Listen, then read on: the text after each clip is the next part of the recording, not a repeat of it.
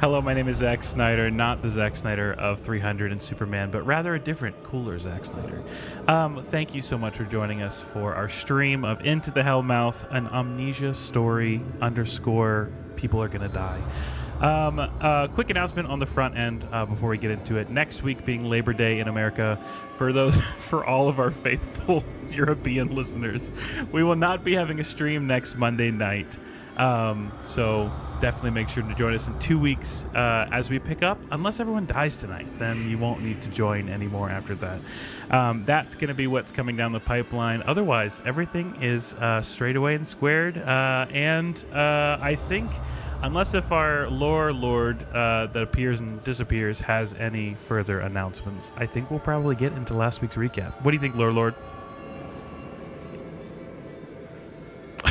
I don't know if you said something. I couldn't hear it. All I saw you do was pop in. So we're going to go ahead and hop into last week's recap. So on session 1 of Into the Hellmouth, we met the Vigil, a ragtag group of powerful wardens who found themselves drawn together from various backgrounds to defend their world from the dangers of the Maw, a largely unknown and alien territory that produces a whole bundle of problems but is relatively contained within a massive wall. The Wardens, a powerful group of people committed to defending Amnesia from all manner of unknown evil within and outside of the Maw, created this wall to keep the bad things in, but a relatively unknown celestial event, a giant laser beam from space, who knows where it came from, blasted into the center of the Maw proper, creating what has been dubbed as the Hellmouth. Despite an ongoing war with one of the major 3 countries of the land of Amnesia, the Wardens knew it was vital to find out what they could about this Hellmouth. The Vigil, who has been recruited for this dangerous exploratory task, is made up of Tebrim. Say hi, Tebrim. Oh, sorry, muted. Hello. A Turtle Paladin. Zarzaki. Say hi, Zarzaki. There we go, Zarzaki. Hello.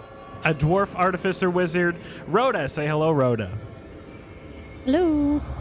A Halfling Monk. And Augustine. Say hi, Augustine. Hello. A Gnome Fighter who proposed and got married to Rhoda shortly before this dangerous, deadly mission at hand began. They were called into action by Major Arya. Say hi, Major Arya. Hello. A Tiefling Fighter Barbarian who is prepared to lead this group on one of the most dangerous and first known missions into the Maw.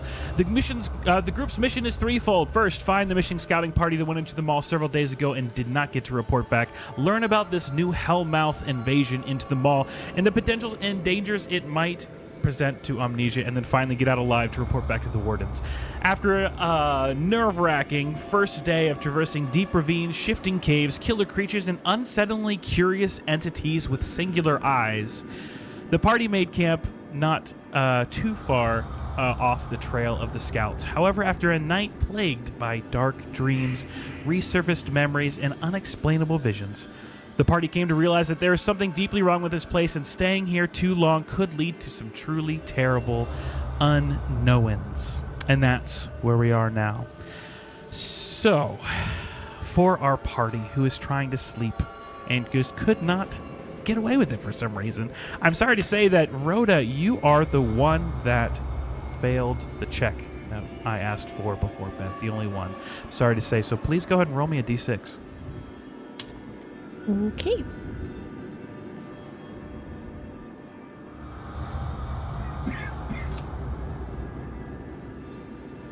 Let me know what you get. That's a 5. It's a 5. All right. So all of you are plagued by these nightmares or dreams or visions or something. Whether you're awake or asleep, you all changed out for watches. You all got sleep. You spent about 4, 8, 12 hours trying to rest and get some recuperation within yourselves, and to various success. You each kind of saw these things that were connected to your past, or something within you that you were holding down deep, or something otherwise plaguing your unconscious mind. Rhoda, specifically, I would say you are probably one of the last to wake up in the very early morning. You said you rolled a what? A 5. A 5. As you are all setting camp, I think you all wake up, and again, your bodies are plagued with this only can be described as the Maw sickness. There's something off. You all get up and begin to kind of get your wares about you. I don't know what you do. Well, actually, I'll ask, what do you do as you look around? I think there's this shared experience of something wrong happening. What do you guys do as you wake up?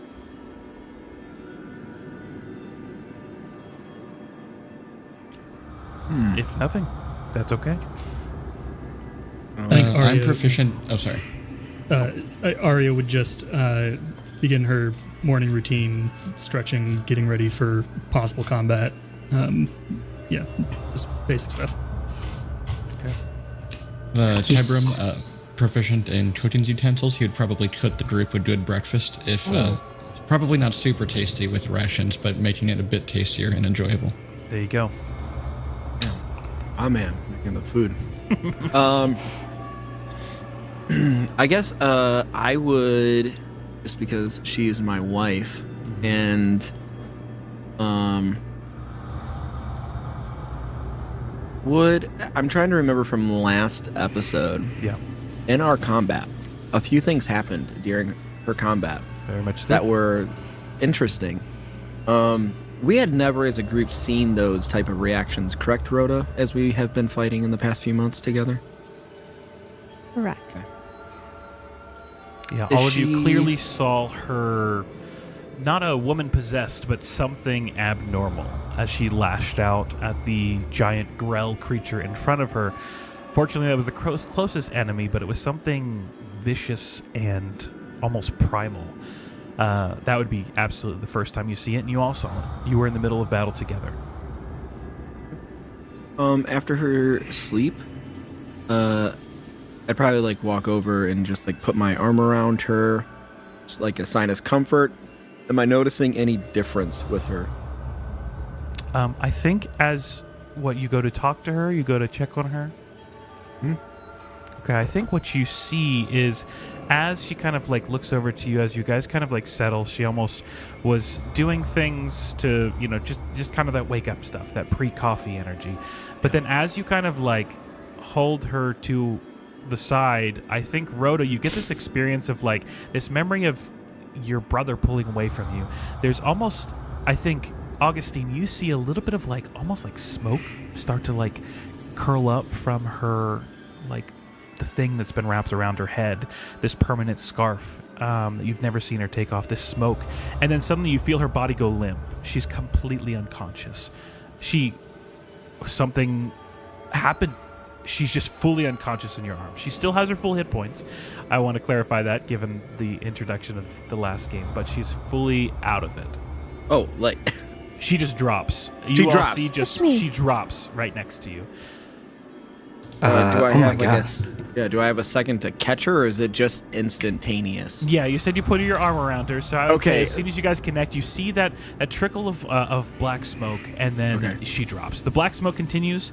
Rhoda, I think that in your mind, you just kind of see black happen. It's almost as if your body is shutting down in response to this new stimulus that you're receiving in the mall. And yeah, she's fully unconscious. You all, I'd imagine, are eating, are packing up camp, are kind of keeping watch around the cave entrance, and she drops. Oh my god. Can I go run over there and do a medicine check really quick? Yeah, go for it. Can I assume? Yeah, I would no, imagine- No, I don't have. I would proficiency in that one. imagine I would be like kind of gently shaking her, Yeah. calling to Rhoda, can you hear me? Rhoda. It's a 23. 23. Wow. Okay, yeah. I'd say that with that check, I don't. What would you say your background in medicine would be, if any? I'd imagine you've probably healed a Yes. few burns Yes. of yourself. I'm proficient in it because I've blown myself up so much. Yes. It is I think it is probably just the amount of times I've exploded myself. I'm somewhat proficient in recognizing what the hell is going on. So I think I will just kind of pull out some sort of like scanning tool and start scanning it over her. Like, oh no. Yeah.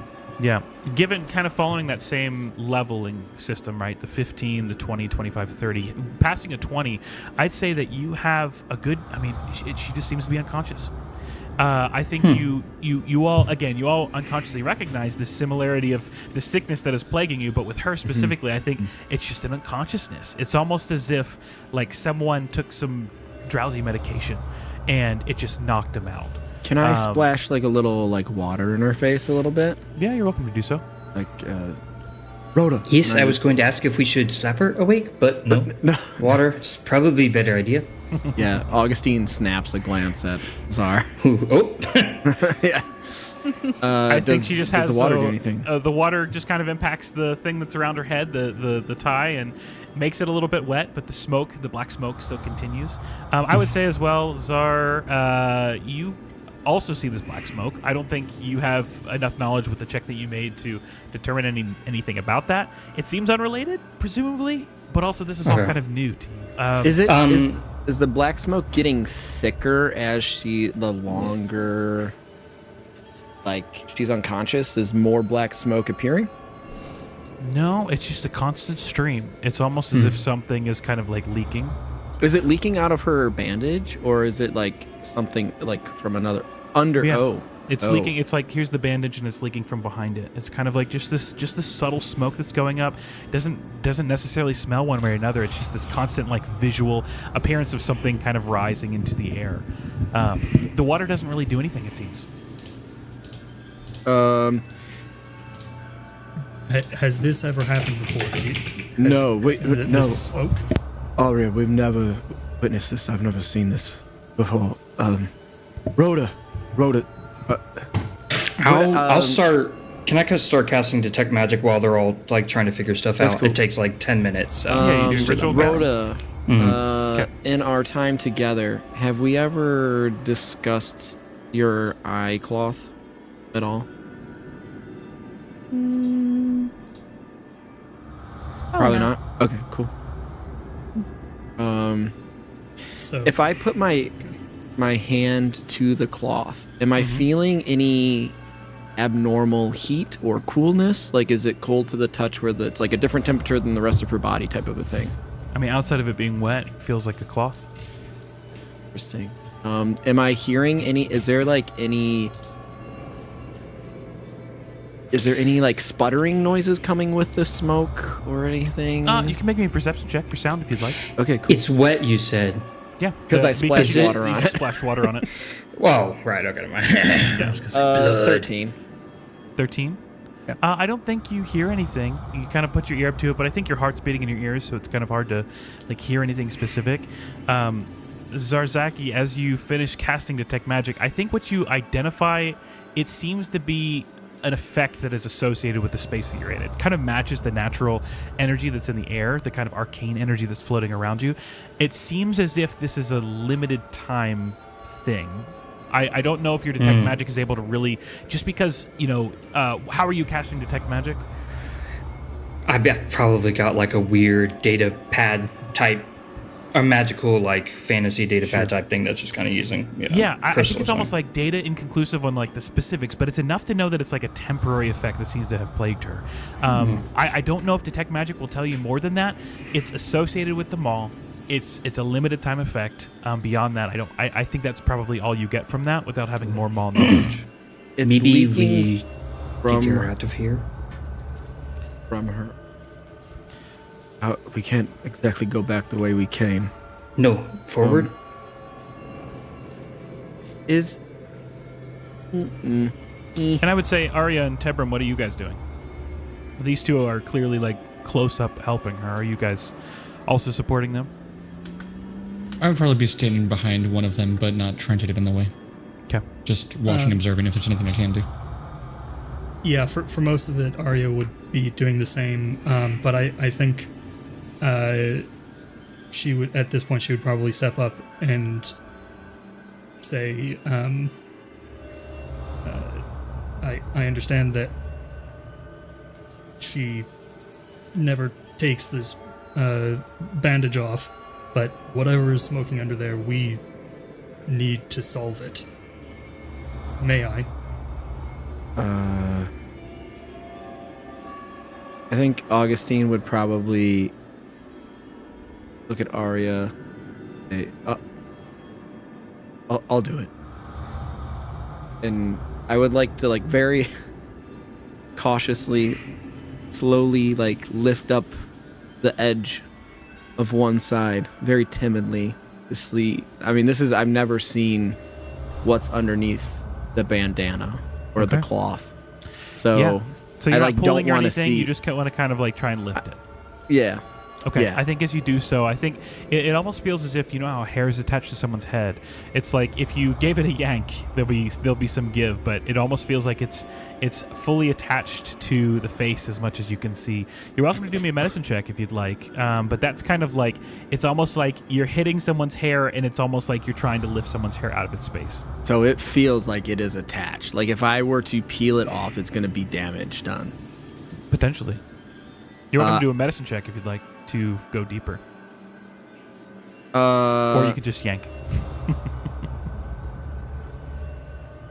Okay, feeling the resistance, I think there's like a pause, and yeah, I'll do like a little bit of a medicine check to just kind of see. I relay back like, it feels like it's almost attached to her face. And with that, I rolled a 3. So Okay.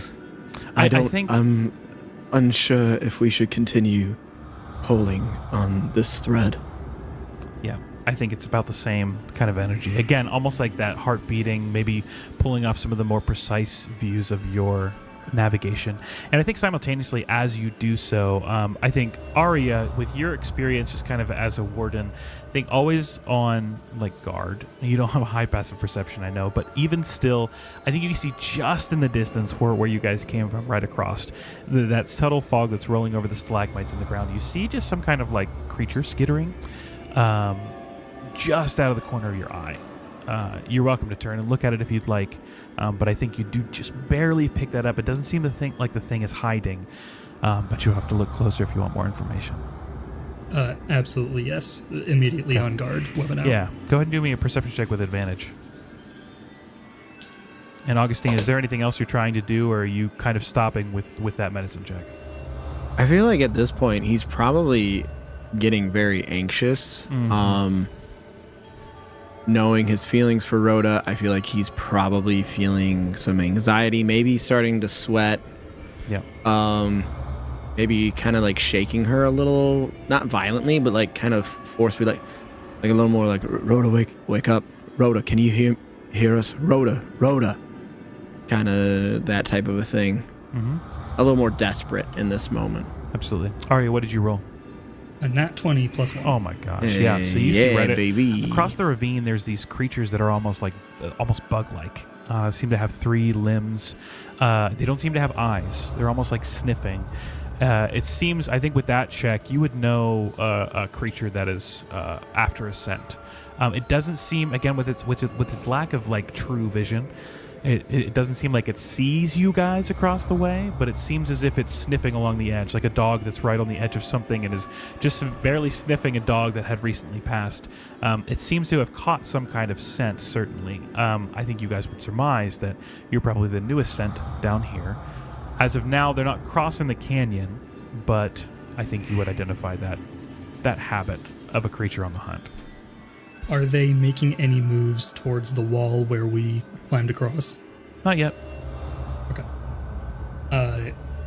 I'm not going to take my eyes off them and just say quietly to the rest of the group, somebody carry Rhoda, finish packing up, we have to move.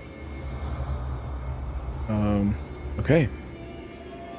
I probably at this point, Augustine's probably maybe a little misty-eyed, and he could kind of nod to Arya and begin to try to carry back. Yeah. I think you can easily lift her. I think mechanically you'll probably have half speed, but right now we're not in any kind of running situation. I think you're able to lift her up. She doesn't really have a lot of gear on her. She doesn't have weapons. Her hands are her weapons. But you guys are able to finish packing up camp and start to move out the tunnel exit. So as I said previously, we're kind of like in a cornucopia. Across the way, it starts wide and then narrowed down into this edge of the tunnel that you guys saw where you set up camp. So you can continue on out the door, or kind of out the cave entrance, to go continue to follow the path of the scout, if that's what you'd like to do. Should we also kind of have like the person bringing up the rear? I am. You cut out for the last part. Should we have, as we're moving forward, have watchful eyes behind us as well to ensure? Yeah. Does someone have more than a +1 to perception? Yes, +2. Okay. Man, we really need Rhoda. We're blind. Wasn't just she like a is. survival check person too? Yeah, Oh, no. Oh boy. Yes, Our I crutch is gone, was. so I we're. have a Yes. +5 to survival. Okay, you survive. I'll take. I have a rear. +5 to survival, so we'll be okay. All right, so you take up the rear then, Czar, and we'll just Yes, push oh boy. forward a little bit. Okay. Okay, so I'll say that you guys continue to move out the cave slowly, precariously. I think Arya, you're able to kind of just keep your eye with the nat 20 while you're in this cave. You're able to kind of just continue to keep your eyes on them. It seems as if there's one, maybe two, maybe three come from out the bit of fog. They're shorter, but they look like they have talons on the end of their arms, and I think they're all starting to sniff, but they haven't started crossing. You're able to kind of keep your eye on them as you leave. I'd imagine whoever set the alarm previously, you're able to kind of tear that down and repackage that for reuse. So you guys exit the cave. And Tebram, as we leave, I'd imagine it sounds like you're maybe in the middle of the pack. Go ahead and make a quick perception check. 14. 14. I think it's easy to see. As you exit the cave, you saw a small child last night in your dreams or in your visions or in the cave itself walk out. Sitting right outside the exit of the cave, there's a small child, and he looks up at you and says, "Oh, Tebram, are we going back yet? Time to get out of this place?" And what's interesting is that Tebram, you can see him. You've seen him before. The rest of the group, you see a small child standing outside of the cave. And I think for each of you, this child looks different. Kind of matches. For those of you that had children in some capacity in your dreams last evening, it kind of takes that form. So for Tebram, it's the normal form that you see. For Augustine, you see a small Rodon talking to Tebram. For Arya, you see a younger form of yourself. For Czar, you see a young child. Similar eyes as you, similar face. It's a girl. You're welcome to do a history check if you'd like to see what more you can draw. And then Rhoda's knocked out, so she's in darkness. So I can do a history check specifically? absolutely. So this being is just very boldly talking to Tebram. Tebram, it's time to go. I think we need to leave here. But we're seeing the Go being where? that is talking. Okay. Everyone's seeing it. Everyone's Just seeing our something own different. interpretation. You're just seeing Okay. your own interpretation. Can they hear it? You can all hear exactly what he's saying, or it, or they, or she. What'd you have, Okay. Matt? Well, it ended up being a 9, but it wasn't at 1. So. Okay, okay. Yes, I yes, don't. yes, yes, I yes. think there's like a distant, like it's like I feel like I recognize this face. I don't know what it is, but I feel like it just seems familiar, and I think that's all you get. But nonetheless, it is a dwarf girl that is staring up at Tebram and talking. I would say, is everyone else seeing this? Yes. Yes. Strange dwarf lady I don't recognize. Tebram, what is everyone talking about? A dwarf lady. Yes. I see my Why brother. are you here? Oh. I'm always with you. You know this. This isn't abnormal. What is Where everyone? do you want us to go? Oh, sorry. Oh, you don't have to apologize to me. We always have this back and forth banter. You know what I mean? Sort of. Not really. So you all Tebram. see Tebram talking with this child with a familiarity. I think Tebram, you're used to keeping quiet and not making this a normal thing. But I think at this point, everyone's looking toward this creature and saying, "Why is everyone looking at me? Is there something behind me?" Tebram, why are you talking to my brother in child form? I think your brother looks over to you. Oh my God! They can see me? Oh, hey! Whoa! This isn't part of the deal, Tebram. What did you do? This is not how our relationship goes. I just stay on your shoulder and Can they all see me? Yeah. Yes. Okay, listen. This is not how things normally go. If you can all hear me, then I think that we should probably get out of here so that this doesn't happen anymore, because I don't like this. Would Arya, with her many years of experience, recognize the signs here, do you think? I think Arya specifically would be well equipped to recognize the signs. I think the specifics of this, I think you'd probably have to have a roll for, but at the very least, this sounds like a pattern you have heard rumors about. So what are we doing? We're just waiting around. She's knocked out, and Tebrim, this is not the relationship that we agreed upon. Let's get the hell out of here, okay? Lead us. Yes. No, wait. Wait. Literally back through the cave, across the way we came. Tebrim, who is this person? I would probably grab my amulet. This is someone I met a while ago. Can talk about that later. We need to get out of here. Yes, we should have brought cleric. We're not following. It says to go back to the cave. We're not going back. And I look behind. I would just want to look behind us and be like, are those things there? Yeah, I think at this point you could still see them way distant. I know that was quite a bit of a jump, but you're just able to see them on the edge of your vision just outside of the cave. And this little thing is just kind of like nervous and maybe shaking a little bit. I don't care what you guys say. This is dumb. Going deeper. This place is not good. You can't feel it? It doesn't Don't matter you if come it's from dumb. here? It's our duty. You can leave if you wish. We need to push further. I am tied to Tebrim. And Tebrim, I'm not from here. You should know better than that. Scary lady, I don't think I like you. You also said duty, and I love that. But that's not a time for right now, because we should go back the way we came. No, Major Arya is right. Our mission is to protect Amnesia and to find the scouts. We need to push further in and not listen to whatever this is. We need to push further in, not listen to whatever this is. Fine! Let's do something! Or those things behind you are going to catch up to you, and I'm going to be stuck here, and I don't like that. I mean, Yes. okay, if do Yes. something, can you figure out why she is leaking black smog out of her eyes? Me? I'm not even supposed to be here! Well, you're here now. Make yourself useful. So wait, Give me a yes. persuasion Little thing. While he is rolling that, can you tell us why everyone sees you as different? I see you as hot dwarf lady, and everybody else sees you as siblings or other things. I can't tell you why things are the way that they are. You're very unhelpful. Okay. It's because it's a shadow. Ooh, don't say that. shadow. That's A we don't have shadow? to talk. We don't have to say that. Oh, so 18 that's was the roll. good. Okay, fine. I'll take a look. Do not hurt her. Oh, why would I do that? That would screw me over.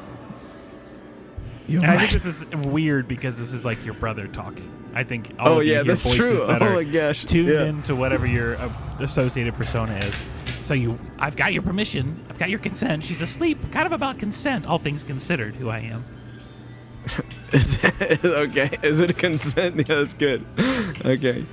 Yeah, Okay. just be. I think he would right before whatever the thing Rodan would be, his brother, would be going to touch the blindfold or whatever. He would snap a hand on top of it and remind his brother to be gentle.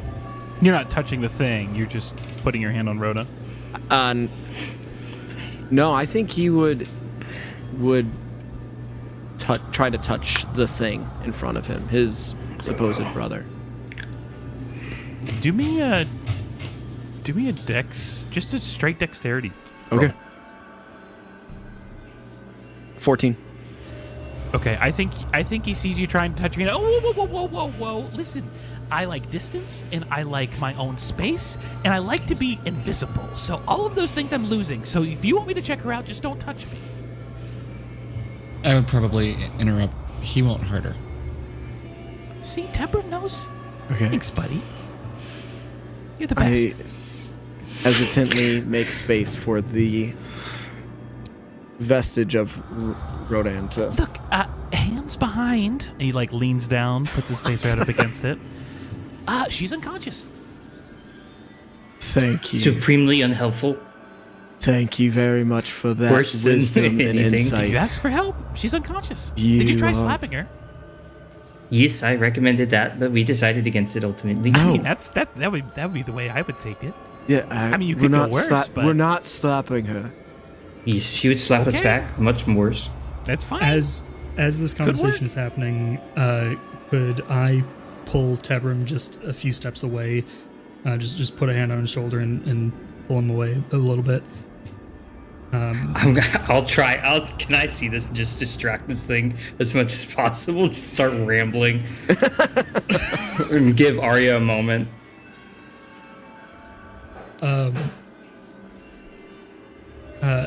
Arya would just quietly ask Tebrim,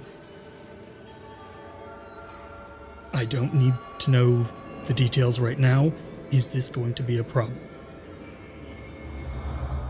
He hasn't been a problem before, but whether I like it or not, he's here to stay. He's only here to stay if you're here to stay. I need to know if he's a danger. DM, he hasn't been a danger before, that as far as I've been aware. No, I mean, I think you've had him long enough that occasionally he'll do a little thing here, do a little thing there, but usually it's not. I mean, it's never killed anyone.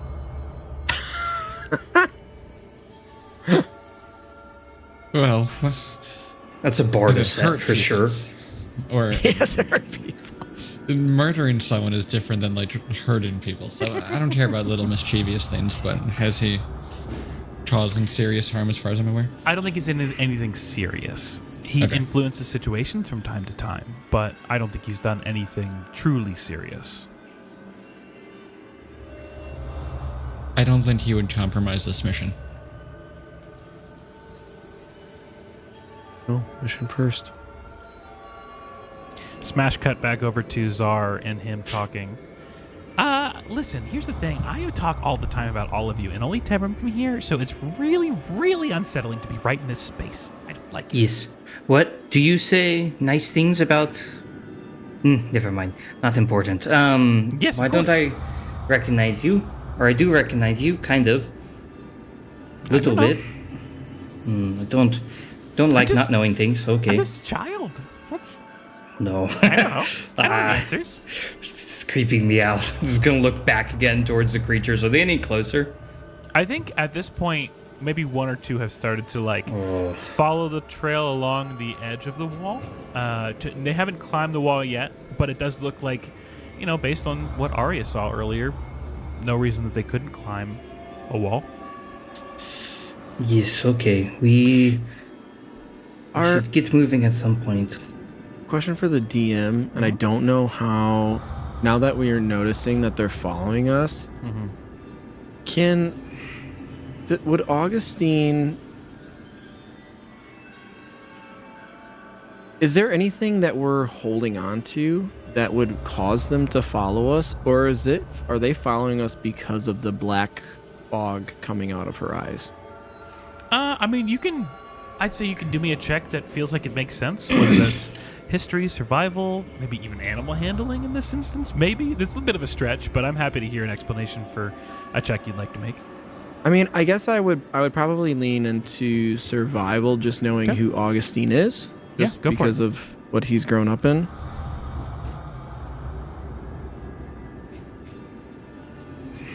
23. 23. Yeah. I think with the information that Arya probably already shared with you guys about these creatures and these beings, I think it's just the matter of new scent, right? Like presumably if these beings are from here and have only been here, anything new or fresh or different, considering that people from the top or outside the wall don't normally come here, I mean, I think it's easy to guess They're that a just dog is following the interested. scent, right?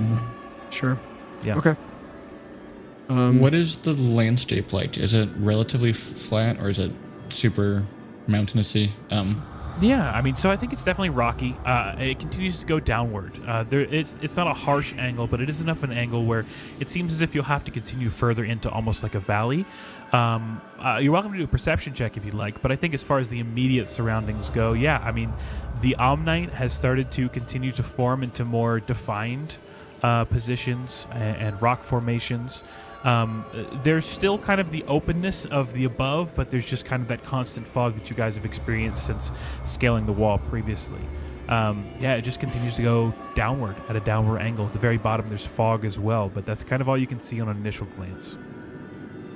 I think No, go ahead. Nope. Go ahead. I would probably start casting, what is this spell called? Fine Steed to help carry Rhoda.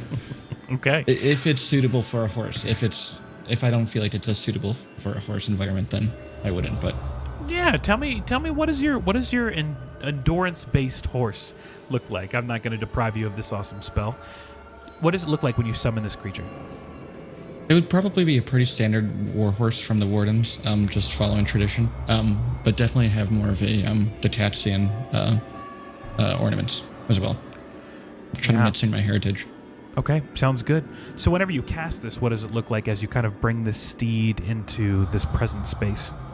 So it's a 10-minute long spell, so it'd probably, as we walk, just muttering semantics, so doing, I don't know, magic-y stuff with my hands. I love it. So as you guys begin to walk, you start at kind of a standard pace so that you can at least get some ground between you and the beings behind you. You're just kind of walking down rocky path. It's not impossible, but it is, it's not easy either. So I think over a few minutes time, we've probably had about 45 minutes at this point. You summon this kind of like armored Clydesdale almost, this being that has these like almost weirdly sharp muscles, maybe a little bit alien in a way that is familiar to you, if that makes sense.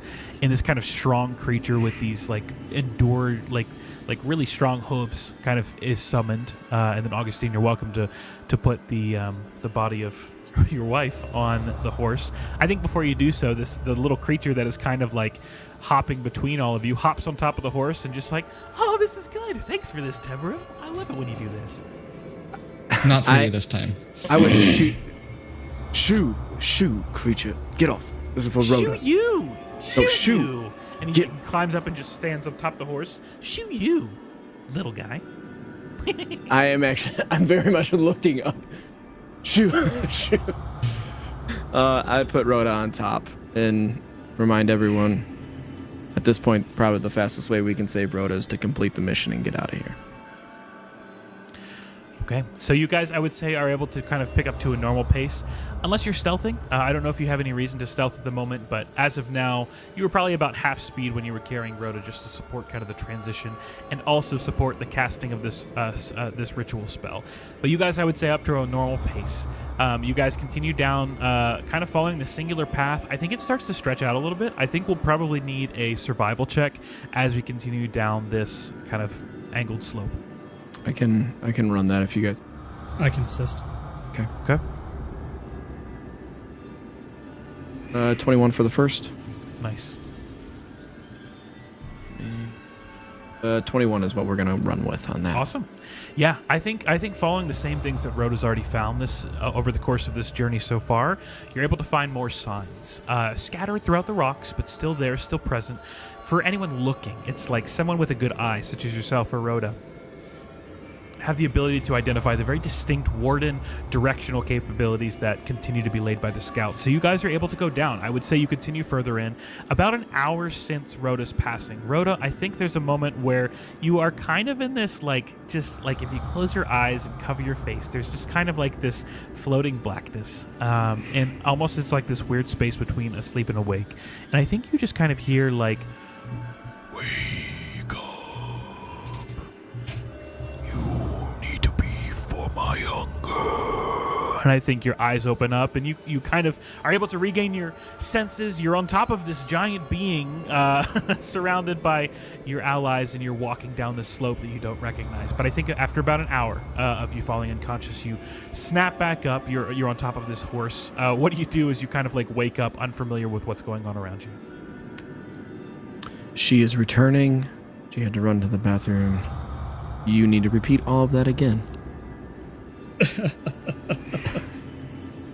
That's okay. Well, I am unconscious, right? Oh no, you did hear something.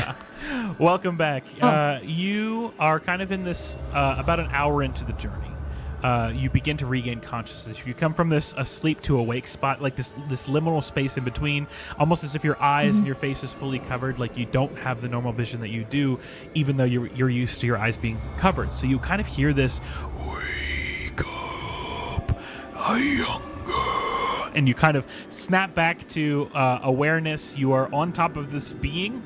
You have, I think you kind of quickly look around and you kind of see unfamiliar landscape that still kind of matches the mall in general. But you wake up, no health points lost, but you do wake up, and I think you guys notice the kind of time frame that was caught in.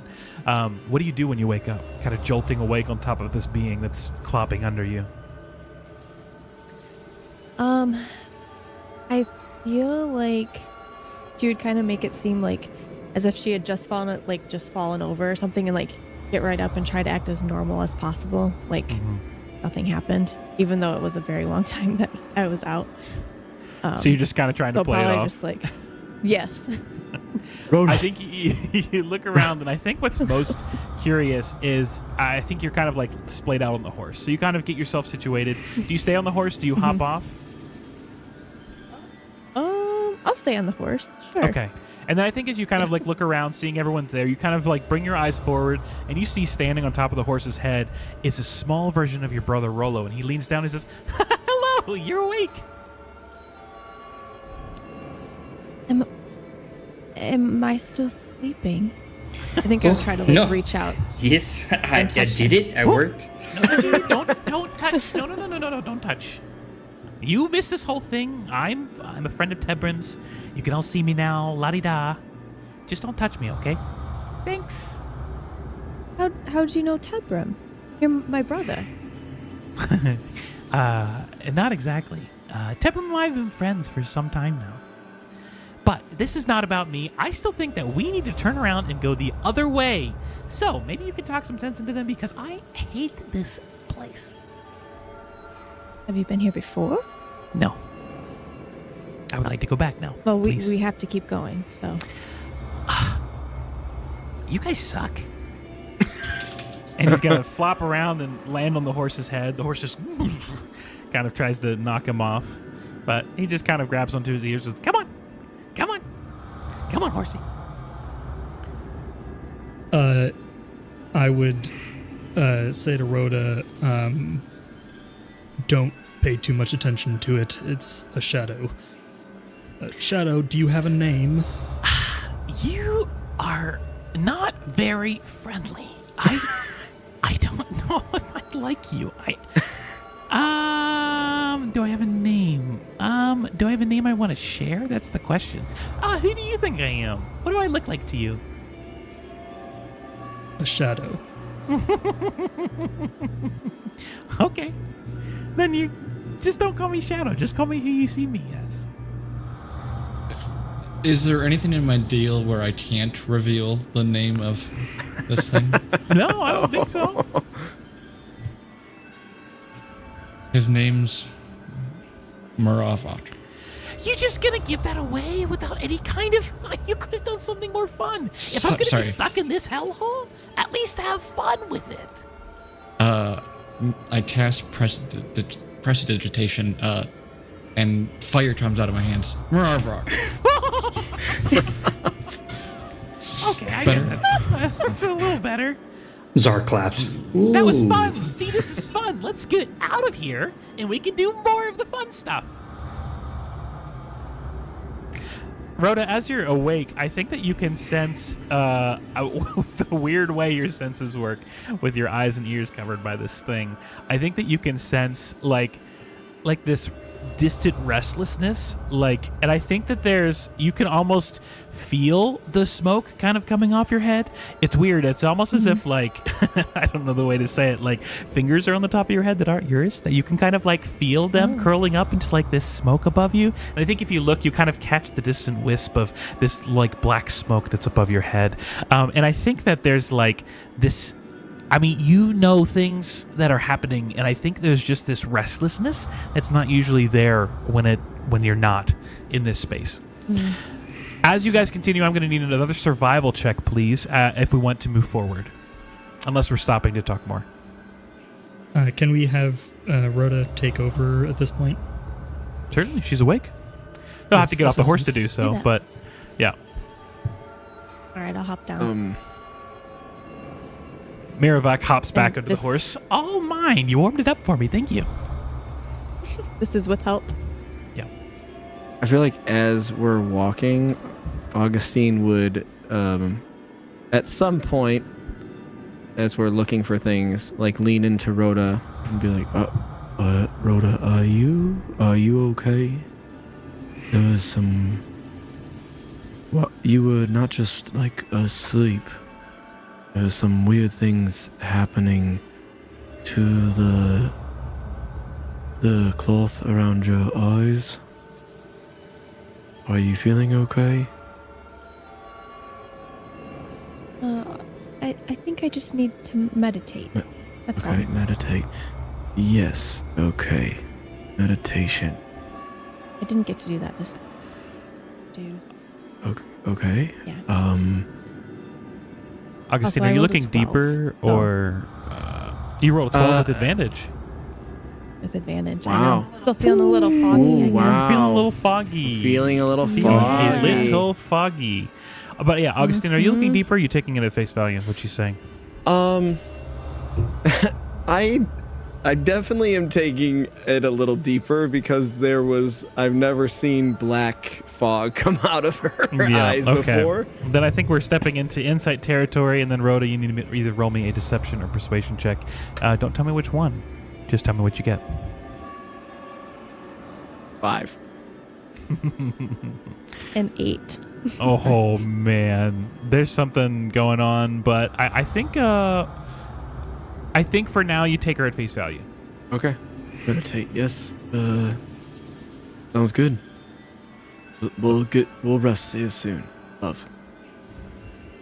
So with a 12, I think you're still waking up kind of from unconsciousness, still a little groggy, and I think there's this naggingness in the back of your mind with these like tendrils of fog that are still slipping up your head. It's constant. It doesn't hurt. It doesn't feel any kind of like temperature. Your face feels maybe a little wet. Maybe you don't know why your face feels wet, like it's just drying from something, like you had sweat or something like that while you were sleeping. But I think there's this like nagging, and almost in the corner of your eyes you just kind of like see shadows bending a little bit unnaturally, and you look over and it's gone. But I think that distracts you enough from your check that it's been a while since you've seen the path. Not that there's a path, but the path that the scouts laid out. I think you guys wander for a bit, trying to figure out where to go. Tebram, how long does your horse last? I don't think there's a duration. It just, So you it's have there. a Clyde still with you. Awesome. Yeah. So, Miravak, unless anyone else gets on, is going to continue to ride this horse as it follows you around. And I think you guys just wander for a bit. After a while, go ahead and do me another survival check. Assist. All right. Gotta roll. First one. All right, that is a 27. Okay. After a while, I think you realize how off course you are. I don't know if you tell anyone, but you're able to quickly find kind of maybe a footstep here that isn't with your party, or maybe a distant like rock that's been dinged in a way that kind of gets you back on track to follow the scout's path, and you continue to pull everyone back in the path of where you were going. You get back on track, and I think after probably 3 hours at this point, 3.5 hours, you start to reach almost this like settling of the ground. So you're at kind of like a constant angle, and the ground kind of like layers out to an extent. You head into this, like, it's almost like this rocky expanse. And I think with the fog here, especially forward, you see it almost seems to get thicker in the distance. There's this constant blue glow. It gets thicker, and then I think you guys kind of head up to almost the edge of a beach. You know, on a beach where the rocks and the grime is like turned into an edge, and then it just dips off and it goes deeper than kind of walking on the sand. That's almost how it feels. There's this like very quick jump down, and there's this thick fog. I think the fog has not been this thick before. Anyone that would like to can do me a perception check as you kind of look forward, and then Rhoda, go ahead and do me one more survival check with advantage while everyone's kind of stopping before the thickness of this fog. Who's got the highest perception? Rhoda. Yeah, road. Okay, that's a 20 for survival. Jesus Christ. You very clearly see that there are 2 indicators from the scouts to move forward through whatever this is. And I only rolled an 11 for perception. This Sorry, is a thick guys. fog, baby.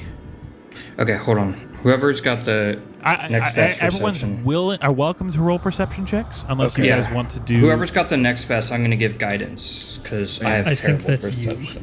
Yeah. Oh, I have a- Jesus. All right, well, I then just we're had in a trouble. plus. That's right. We just talked about this. Okay, Yeah, good plus roll, 1. though. All right, so 18. Okay. Nice. I think Nice. Rhoda, you're kind of focused on finding the path, and kind of this like almost like nagging in the back of your mind of like, oh, how did you let things get so off track? What's going on with you today, especially with the unconscious thing? And Rhoda, go ahead and do me just like a quick, do me like an insight check on yourself almost, or a medicine check. One of those 2 is fine. As maybe you're kind of like, you found an objective, so you're on track, but something still feels off.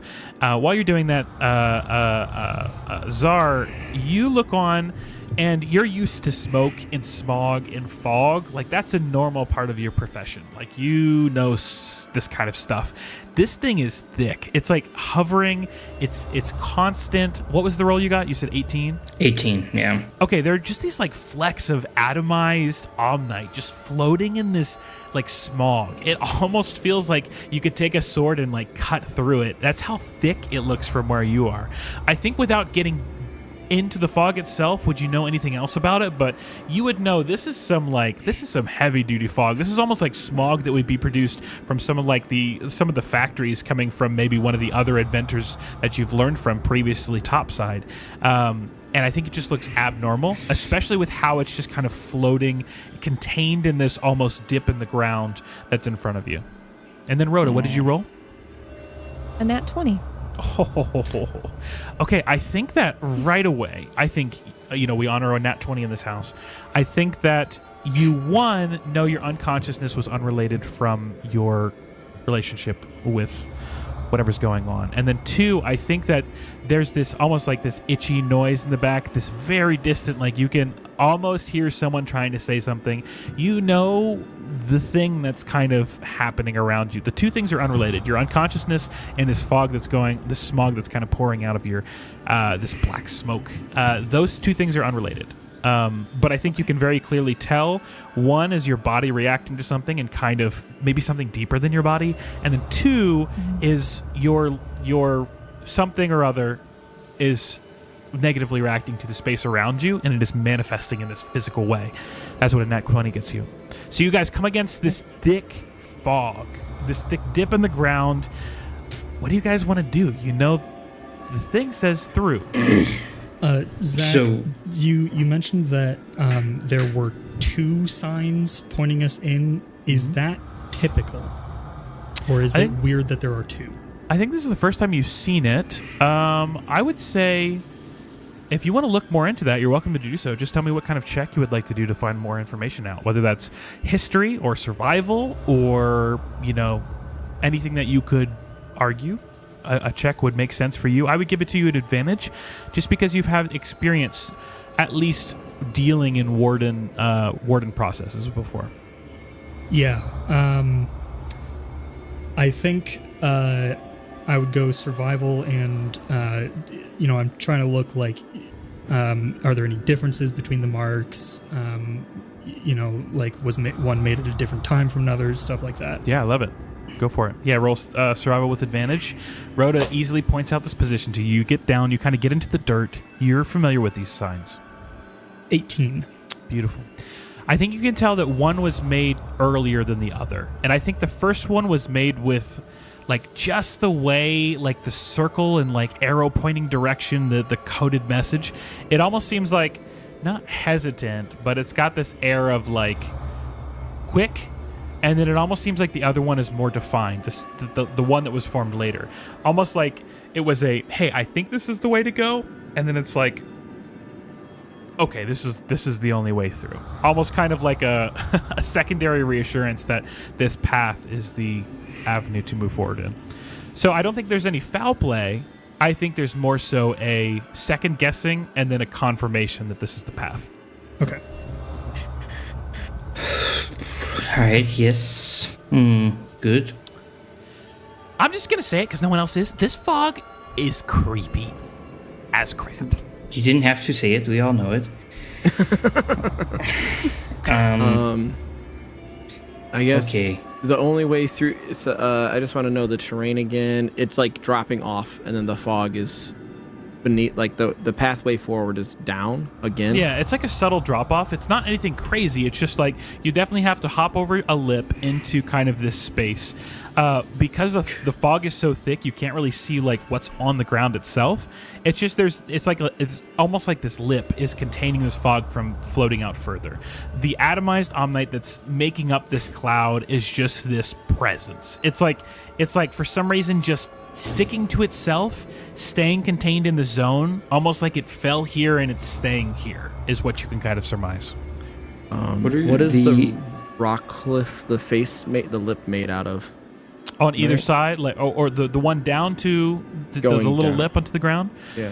I think this whole terrain is like 50-50 Omnite and rock, at least at this part of where you are. Like Omnite is so present, it's causing a lot of the rock faces to be slick itself. Rock is like natural rock, as you would be aware of it, is present, but Omnite is so deeply ingrained into it. It's almost like geodes of like rock is the foundation, but like the Omnite is forming the geodes that are kind of giving character to the rock itself. So nothing dangerous necessarily, just like a very heavy mix of the two. It seems as if that continues further down, but yeah, that's kind of what you see. Can I just get like not too close to the cloud, but close enough to see it, and just fire off a firebolt into it and just see if I can see how far it goes? Yeah, I love it. So you're not getting in, you just want to get right No, up I don't want against to be it. in it. Yeah. Yeah, so you And not fire- even right quite up against it in case it explodes. Maybe a little bit further back. Hey, Zah, could you light up the bottom like you did outside of Decaxia? I could try, but fog is very thick. Let's try this first. Pew! I'll send off a firebolt to go So you send out flying this through. firebolt, and I think what's kind of cool about it, it doesn't have any kind of explosive reaction. It travels through the fog, and what's interesting is you've generally steered clear of fire or light, warm, bright sources, and you can kind of see it travel through. And then eventually it just kind of like disappears once it kind of gets out of your normal range.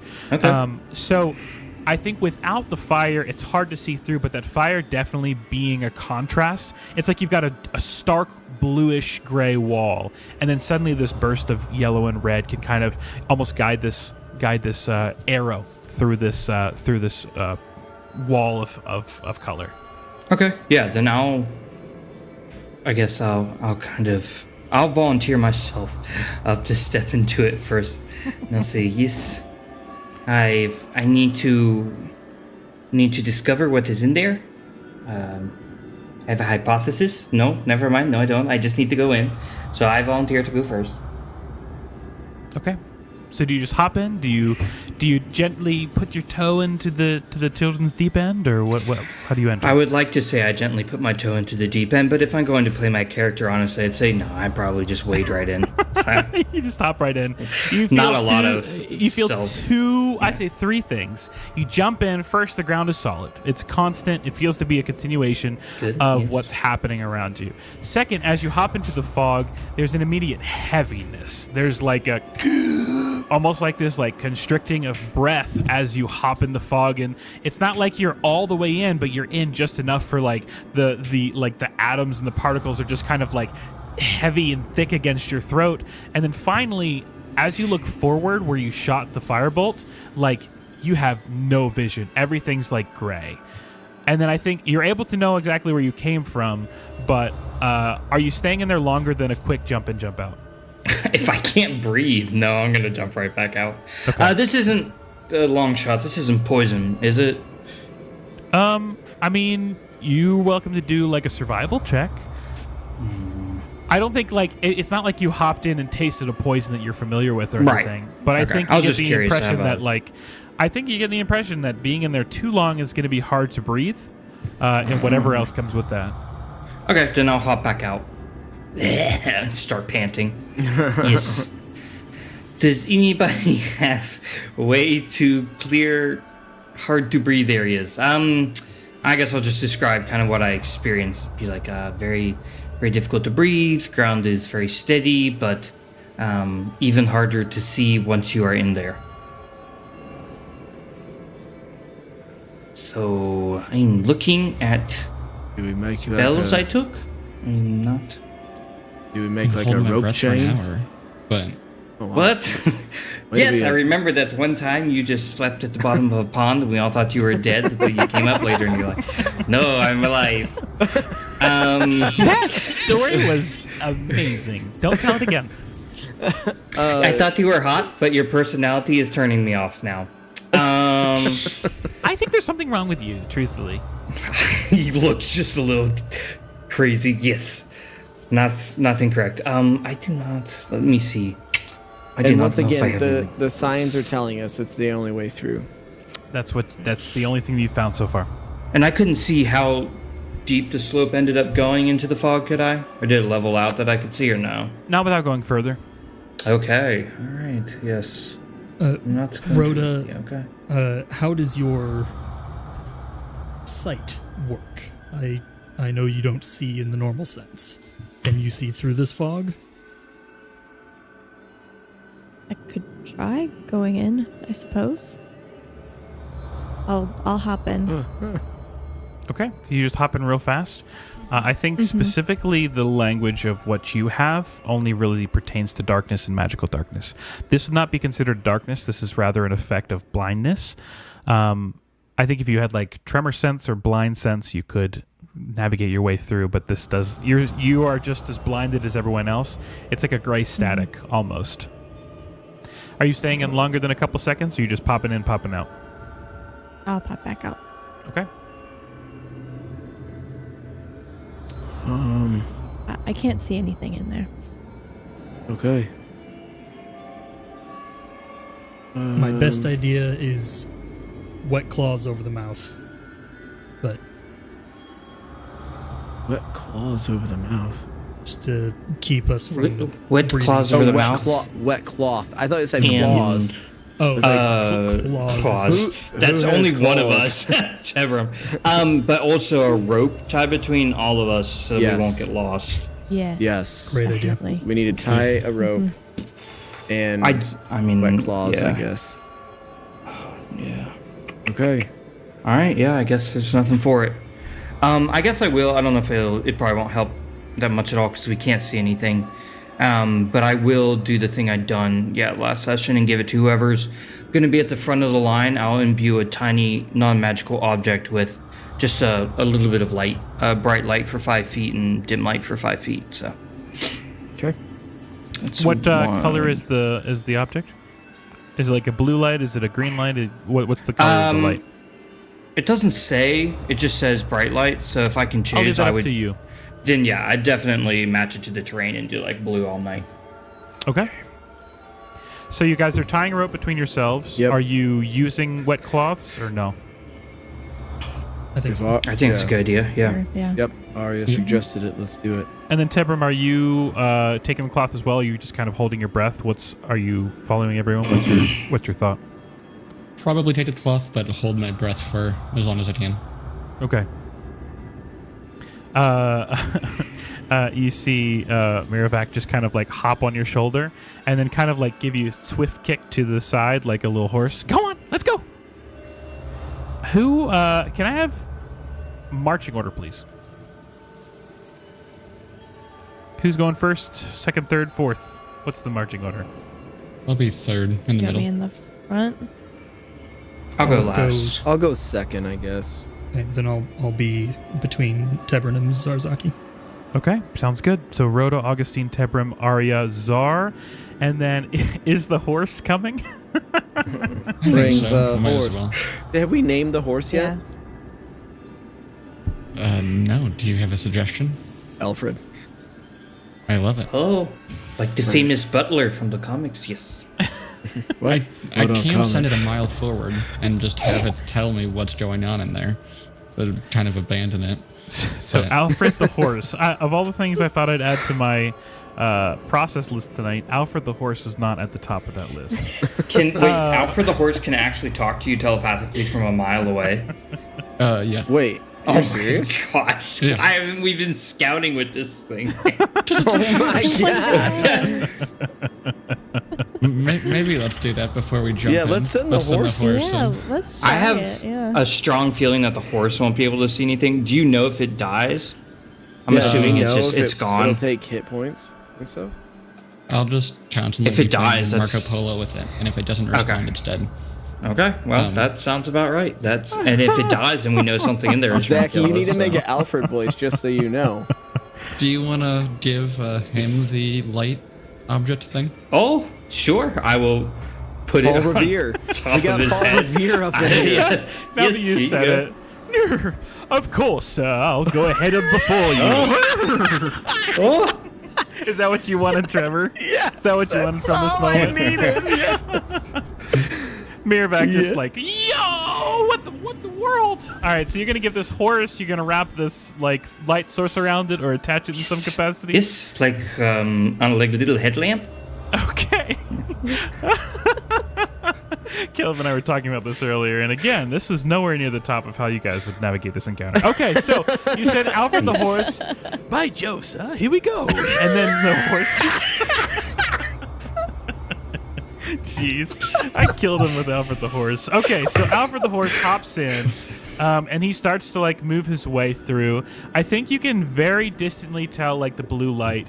Zarzaki, I know that you launched this like flame through. I think the blue light does not last as long as the flame does, as far as visibility goes. So you start to see him going. I mean, are you having him run? Or are you having him walk? What is the speed that you're having him traverse this fog before you? Probably walk just in case there's a cliff and don't have him. Does he Run need off to the cliff. breathe? Okay, so you see this horse start to walk. You know, I think it's probably got a speed of I don't know. We just say 50. We'll call it a 50 just for now. If it comes into play, we'll change the speed later. So you see just kind of the horse walk off into the fog. He goes, you know, kind of at a normal pace. He's going 50. I'd say, why don't we let him go 50? And then, are you wanting him to reach out? Are you reaching out? Are you just letting him go until he like pings you? Like, what's the approach here? Every round or 6 seconds, I would say Marco. He's still there. This is so dumb. Sir, I cannot breathe. I also can't see. The fog also hurts, sir. What should I keep going?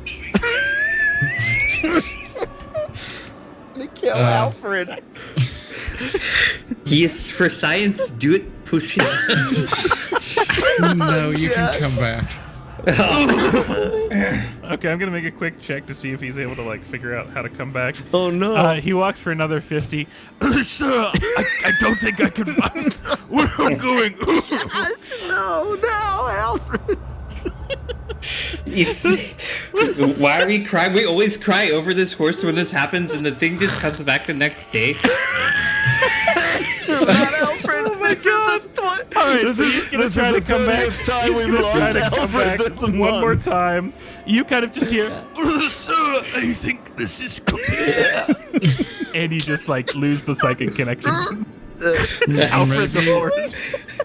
Maybe we don't go in there. Alfred's dead. Why are we sad? Alfred dies like every day for the last 3 months. Yeah, I've been here for so long, and Alfred died so much. Listen, he's a Hey, we could valued. just go back. Let's just Alfred is a valued member of the Vigil. rest in peace, Alfred. You were the worst of us. It's a good thing that it's not a real animal. He's what I'm rude to saying. us, that we Arya. tried that. Not to me. I agree. I say sacrifice him. Okay. He'd better not be real enough for an ancestor to be able to possess him. Otherwise, you all are in big trouble. Arya, can you do me a quick perception That's check with mildly advantage? true. While you guys are talking. Yikes! 6. Okay, cool. So yeah, I think you kind of hear Alfred the horse die incorporeally in the fog. What would you guys like to do? I mean, I guess we have is to go there- in there, right? Yeah. I mean, is there another way around? Like the ceiling? I don't know. Is there anything sticking out to us? There's not really a ceiling. It's kind of like, imagine you're like in this open plain and you just kind of see this wall of fog before you. If the fog wasn't above you, you'd probably see sky and maybe the distant peaks of mountains, but you just have that constant hanging layer of omnite fog above you. So it's kind of like the fog thickens at this wall of fog that's in front of you. At this part of this stretch of land, there doesn't seem to be really walls to one side or the other. You're welcome to go traverse to the left or to the right. Like it's a pretty clear line, so you're welcome to follow it all the way to one side or the other to see if you can find a wall to essentially follow through. But right now you don't see either. I think there's also the just kind of standard darkness of the space, low visibility outside this wall of fog that has just naturally been there for this entire adventure so far. So it's kind of like this, you could try one way or the other, but it's going to be up to you. All right. It seems like nothing for it. We're gonna have to go through. I'm just gonna think outside the box real quick, and it may be really stupid. Augustine remembers one time in his childhood escaping a burning barn, and he crawled underneath the smoke. Does it, like, if we were to crawl, is the smoke from top to bottom, like on the ground as well? Or is You would there, have to like, a go in to layer? check, probably like the other people have so far, but you're welcome to check. I check as I crawl on all fours. Okay, so you hop in, you hit the same thing. There's this like heaviness. Are you bringing in the wet cloth, by the way, or are you going without? Might as well bring in try the- it, right? Yeah, I'll bring in the wet cloth, yeah. Okay, so you hop in, and I think that the description that they said earlier, where it was like this heaviness of breathing, I think that's like at the very least cut in half. Like it's present, but it's dulled. You're able to kind of get down on the ground. You're completely blinded. You kind of feel your way around. You're kind of short, so unfortunately, regardless of the height that you stand, it kind of seems like it's just this constant wall of fog. It doesn't seem getting lower necessarily helps. Doesn't necessarily hurt, I guess, if you compare it to the rest of the wall of fog. But yeah, no specific answers that direction. Okay. All right, I hop back out and I let the crew know that it does seem like maybe the cloth is helping, and no matter my stature, low or high, that doesn't seem to help. Go. How deep is the fog at this point? I'd say the fog is probably like, it's almost like this tapering, like, you know, at the bottom of a waterfall where kind of like the natural fog is like kicked up and there's like water that's kicked up, and it's strong at the bottom where the impact is most constant, and then the further it goes up, like the mist tapers off. So it's kind of like that. It's like this strong wall of mist, this fog that kind of tapers up for 20-30 feet, and then it slowly kind of like, it seems to loosen and kind of like blend then with the sky. So it's almost like this weird downpouring of a concentrated atomized omnite. So almost like this waterfall-like wall that's 20-30 feet high. Oh, do we go up above it? I don't know how. I was thinking You don't have a we're wall gonna to do do that. so, No. but you're welcome to try, like I said, you're welcome to try left to right and kind of follow it along its edge to see if you can get to a wall on the other side. I think that's probably a waste of time given the marks that we found earlier. I should And have on that taken note, fly. I think with Rhoda, your passive perception, you can hear just in the distance from where you came, like this soft skittering. It doesn't seem fast or intentional, but you hear a soft noise of things clinking against rock and stone, and maybe struggling walking down, but still moving closer nonetheless. Okay. Wait, I didn't see those creatures though, right? I was No, gonna you say did those not. creatures might be catching up with us. I think I hear something behind us, possibly coming up. So we might want to get moving. If I were to put one of these short people on my shoulders, would that get them high enough that they could see something in the fog? I Probably don't not. think. I think you can tell it's at least, like I said, that 20 to 30 foot. And Right. then even like with the lip that kind of bumps down a little bit, it's like you've now had two shorter folk hop in, and they had to hop in and hop out. So it's like by the time you get in there, get them on your shoulder, they're probably not even touching with their hands straight up the top of this wall of fog. Gotcha. So Good thought. But no. before we set out, actually, I know we set our order already, but who has the worst, like, saving throws for things like con, intelligence, and wisdom? Whoever has the worst should maybe be closest to our resident paladin with the +5 saves, because I've got all right one, so I'm good in the back. I'm okay. I have a bad Probably feeling. all stay near. Just huddled together in Yeah, a you don't have to shuffling, do a line moving. if you don't want to. Oh, thank God, then never mind. Yeah, but Mosh if you pit. are tying yourself together, I just kind of need to know, like, how's that working? Oh yeah, okay. You know? I think with Okay, the well, sound then of the sound of skitterings, I think Augustine would maybe like, you know, the last creatures we met were mildly creepily helpful. Do we think these would be the same? And do we want to run the risk? It's not Helpful. worth the risk, I think. If they are not friendly, then we are backed up against dangerous, deadly fog. So, nope. I think into the Czar, fog. with as you say that, with the next highest level of passive perception, you begin to hear the skittering now too for the first time. Yes, well, I said I would be at the back, so I can't just be the one to walk in, but I think we should go. I can hear them too now. I think Yeah. we should stay. Let's be friends with them. That's what I I'm think you hearing. are actively trying to murder us now, and I think we should do the opposite of what you say. So, no offense, Tebrim, but Arya says, all right, let's move, and begins walking towards the fog. Is there- So are we in more like a circular formation to stay close to Tebrim? That's a good question. It's I guess. a 10-foot radius, Yeah. so I mean, Oh, we could 10 just foot. be Oh, 5 okay. feet Okay. line. Yeah. If like if 5 we're foot in- gap between us all. Would there Yeah. be a way for us to cycle breathing, basically? Like, hold our breaths for a while, and then take a breath, hold our breath, take a breath for, like, as long as we can? DM? That's not a bad question. What I'll say, I know there's a holding breath mechanic that is based around your constitution. So you can hold your breath for a number of minutes equal to 1 plus your constitution modifier. So that would be the amount of time that you could do so. So if we're going to do something like that, I'd probably kind of break it into increments as you walk through.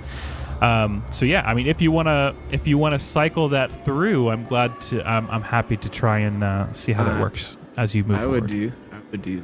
You said, what was it? 1 plus? 1 plus the your constitution modifier, and that would be for everyone. That's not just, for no one. I would say 1 is going to be the minimum. So I'd say if you have a negative constitution modifier for some reason, I'll still give you a minute of holding your breath. What I will say is it's going to be hard to hold your breath if you're doing anything extraneous. So if you're running, or if you're fighting, or if you're doing anything that requires like spell casting, holding your breath would not be possible. But if you're just walking and concentrating on holding your breath, that's fine with me. So Cool. That's what I would like to do. okay. I will also do that.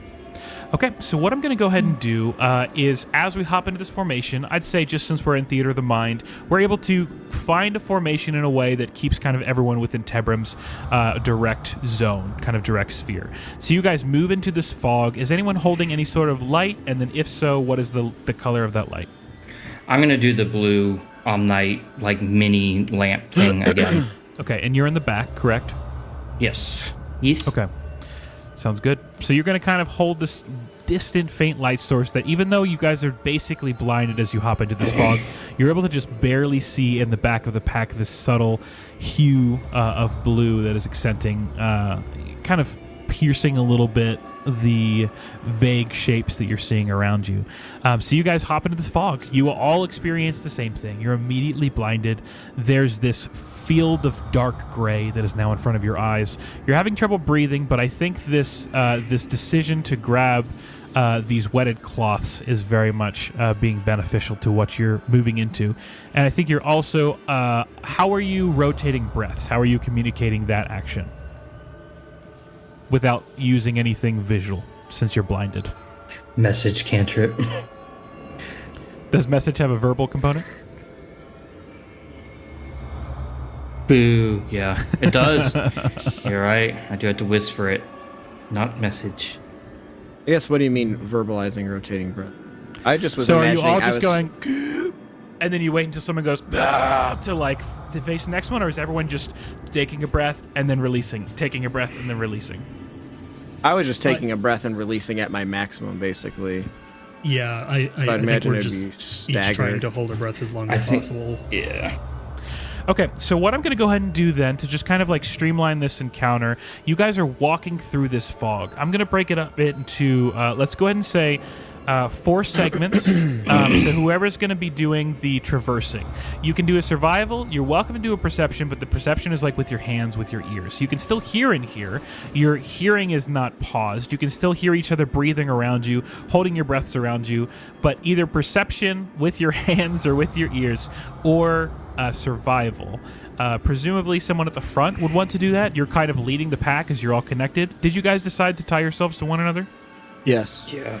Okay, so let's go ahead and I'm going to need 4 successful survival checks in order to get through this fog.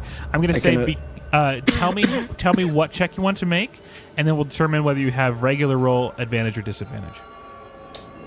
Can I guide whoever's doing it, or is it Just like the rest of the survival checks, I'll say no, just because it's an extended that's period fair. of time. Yeah. I'll do survival. Okay.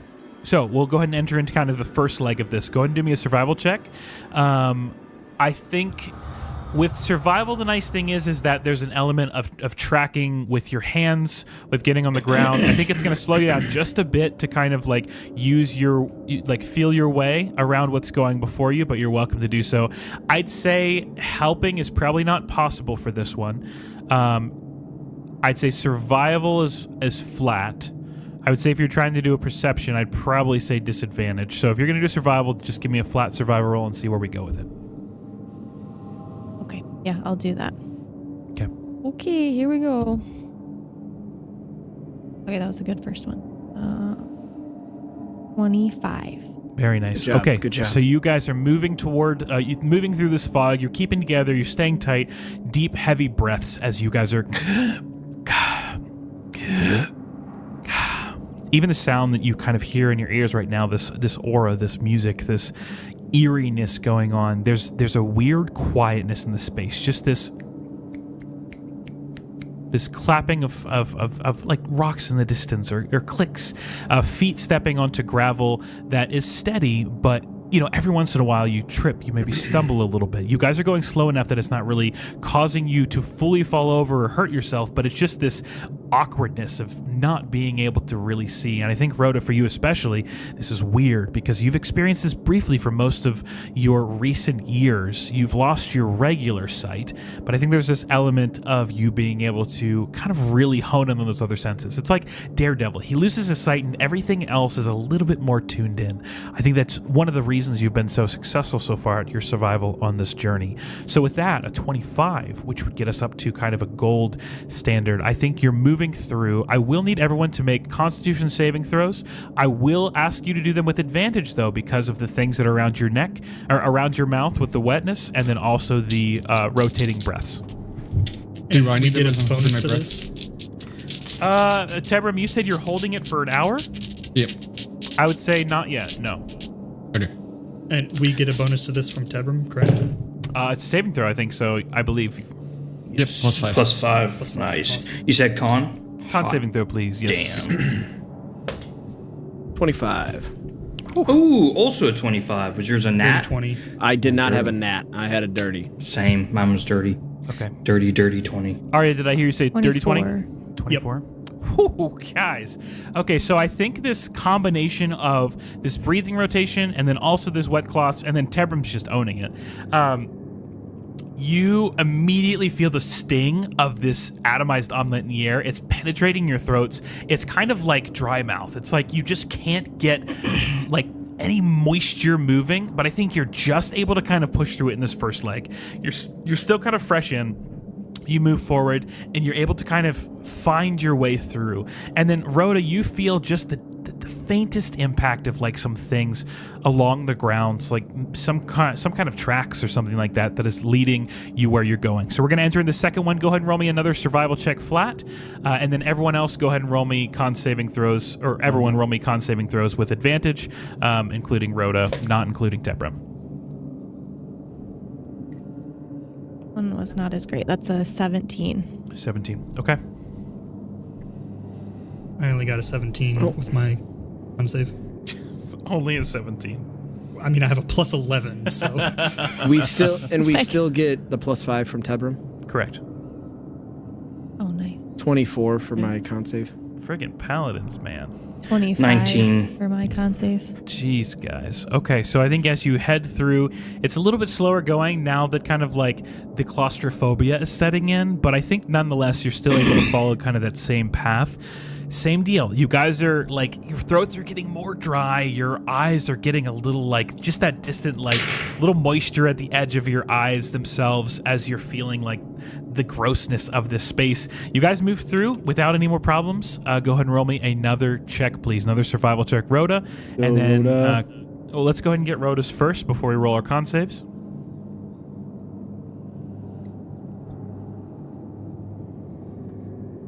Oof. 23. Girl. Dang. Okay. And then Rhoda, go ahead and do me a quick perception check by sound as you guys move forward. Everyone, go ahead and roll me con saves with advantage, please. That was a nat 1, but I'm going to use. You rolled with advantage. Oh no, I didn't. Wait, did roll I? with advantage. Yeah, go ahead and roll with advantage because of your good Okay. survival Sorry check. if I missed that then. No, you're good. Okay. I don't want to waste Oh, that's better. waste resources if you don't have to. 22. Amazing. Okay, and then everyone give me your con saves except for Tebram. 26. Oh my gosh. 31. Oh my Wow. I need to up my DCs. Jeez. All right, what else we got? Rhoda and Augustine? 14. 29. Okay. Great. I think, Rhoda, you are the one that you are spending a little bit more time, exerting a little bit more effort, and for the first time, a little bit of like the sting kind of enters your throat. You're going to take 6 poison damage. And it's not like a poison that you would like know from the surface that you've like fought before, like that enemies put on their daggers. It's more of like this like neurotoxin almost, like not like from a creature necessarily, but it's just weird natural like stunning energy that is kind of like trying to shut down your senses as you take that damage. And then also, Rhoda, you pause for a minute impacted by this toxin and you hear this faint flapping of wings around you. Would you like to move into the next check? Yeah, I guess, because I can't really. Or I guess who's closest to me? Maybe I'll kind of give him a little like smack on the arm.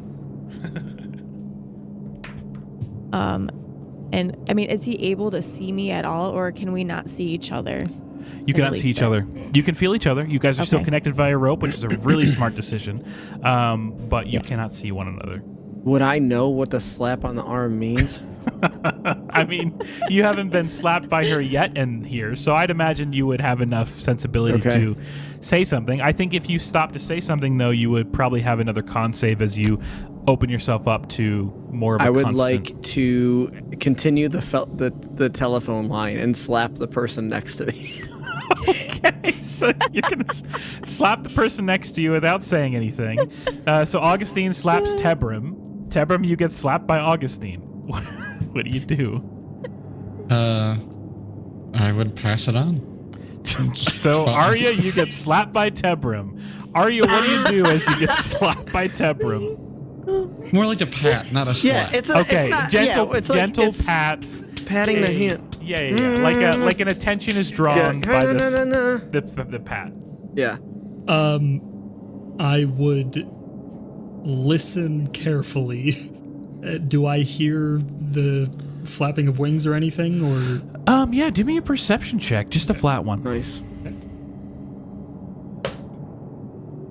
3. I think you're just kind of like heartbeat in your ears. You're kind of listening for Tebrim to do another slap. I don't think you really detect anything else than kind of the general ambience of the space. Okay. I do not pass it on. Of course. Zarzaki, you're in the back chilling. Okay, then Rhoda, you're still in the front. Are you guys fully stopping? Because I think if you all stop, you kind of sense it. Or are you walking forward while you kind of do this slap pat? I think we should Yeah, I think we keep going. walk. Yeah, don't stop. I definitely feel like Augustine is like, since the pat, he's gripped the sword hilt just a little harder. No. Sure. Okay, and then Rhoda, do me one more survival check, please.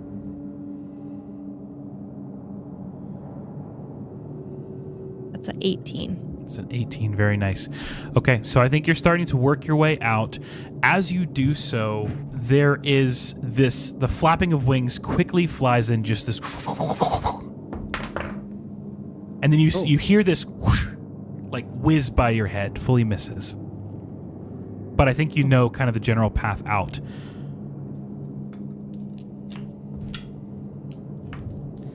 Otherwise, everyone else. Let's see. We've got Augustine does a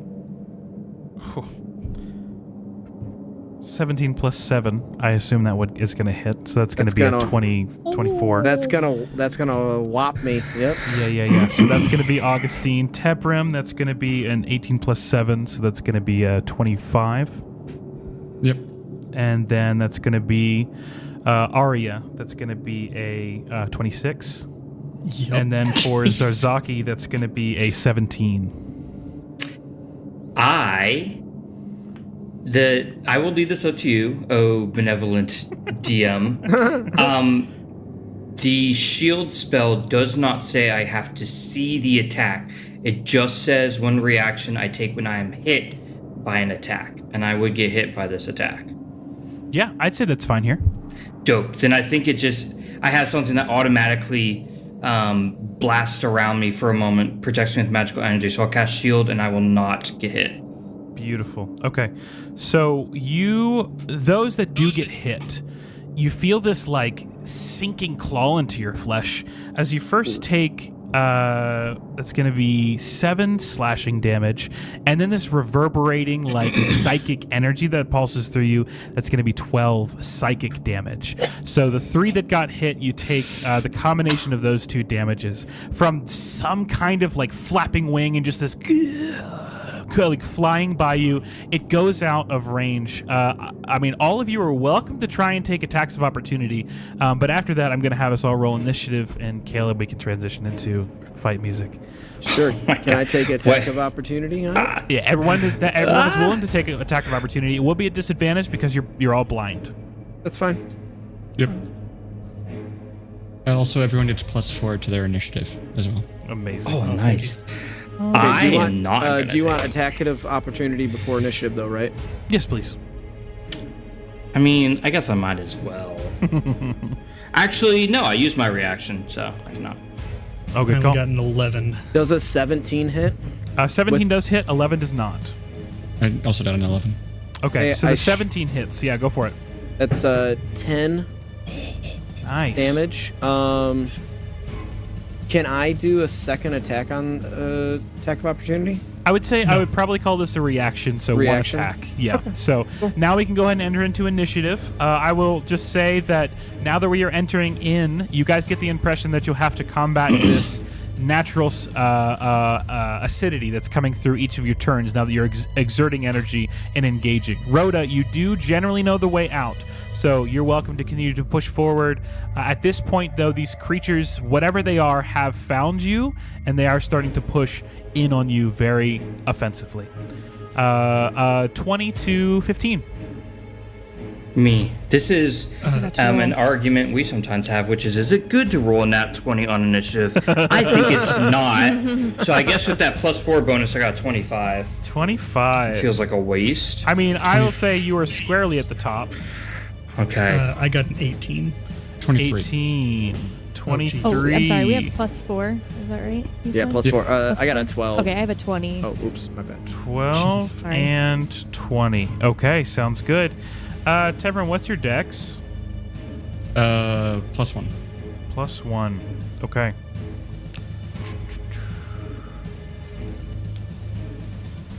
Sorry, I'm just labeling things at the moment. You cannot see these things, but they are clearly flying. Clearly have some kind of intense hooked appendages that are not only naturally damaging, but have this extra psychological layer that is digging into your skin. Those that were impacted, you can still feel kind of this lingering horror, almost the edge of your mind, this like fear that like, imagine being in this fog alone by yourself, and these things start to come down on you. But fortunately, not only are you not alone, but you are the Vigil. Matt Zarzaki, you get to begin the round at the top with your natural 20 for your initiative. Yay! Okay. All right, so I can't see anything, right? You cannot see anything. I would say that Rhoda has not verbalized yet that she knows the path. You're welcome to talk out of turn as long as it's not large conversations. But right now you are in the back and you defended yourself. What did your shield look like as you cast it, by the way? I think it's like a bunch of like little discs along my entire body that when something tries to hit me, it kind of whoop, explodes into a shield really quick. Amazing. So you get this thing that just like at the last second, this thing comes up to defend you. It glances off, like it's just close enough for you to barely see the flick of like some kind of natural talon rise across, try to piercing at your eye. And yeah, you go ahead and go. Your turn. Okay, can I feel around for Tebrim? He's probably the most obvious one. I guess he's got a gigantic shell, right? Yeah, I would say you're all within reaching distance, certainly. Okay, then I will kind of like... That's true, you didn't get slapped, so... Yeah, I'll feel around and I'll find Tebrim's shell and I'll go, oh, perfect. And I'll go ahead and I'll take out like this little device that has a bunch of spindly little legs on it, one of my turrets, and I'll turn it once, twice away from flamethrower and force ballista, and I'll go ahead and throw out my protector cannon and I'll just put it on top of his shell. Nice. And Cool. just sit there, basically. Very cool. So that is the action to put the projector cannon out, and then for the bonus action, it'll emit a burst of positive energy. Doesn't have to see people. It's just anyone of my choice within 10 feet. We're all crowded together because we've been getting his aura. So that'll be everybody will get. It could have been a better roll, but still 6 temporary hit points. Very nice. Very nice. I think, Matt, as you send out this positive force of energy, there's almost this weird counteracting energy in the air, but I think your mechanical invention is able to push through it, but that presence is still there. I think if you try to do something a different way. But for the time being, that temporary hit point go through. Anything else you'd like to do on your turn? That's it. I'm staying close, basically. Okay. I'm I'm I'll going to stay need a close. con saving throw at the end of your turn, please. Is it still with advantage? Or no longer? Because the adrenaline is starting to pulse and you're pulling out your items, you're pulling back the wet thing from your mouth, I would say it's not with advantage. It's just a flat Okay. roll. But you do still have Tebrim's bonus. Yes. So that would put it at a 19. 19 passes. You feel this continued dry mouth, this venomous dry mouth continue to push against you, but you hold it back. You quickly hold your breath as your other friends begin to react. The next thing is going to fly in, and it's going to target. It's going to. You hear this like pulsing screech. This, and I'm gonna need everyone of the party to make a wisdom saving throw, please. Frickin' bats. Freaking bats. Plus 5. Oh. Still. +5. Oh, thank you. Okay, I would like to use Indomitable and do a reroll. 23. 17. 30, 20. Is that right? Yeah, 17. 11.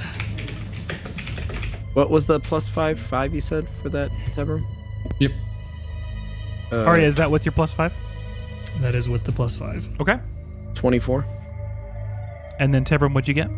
23.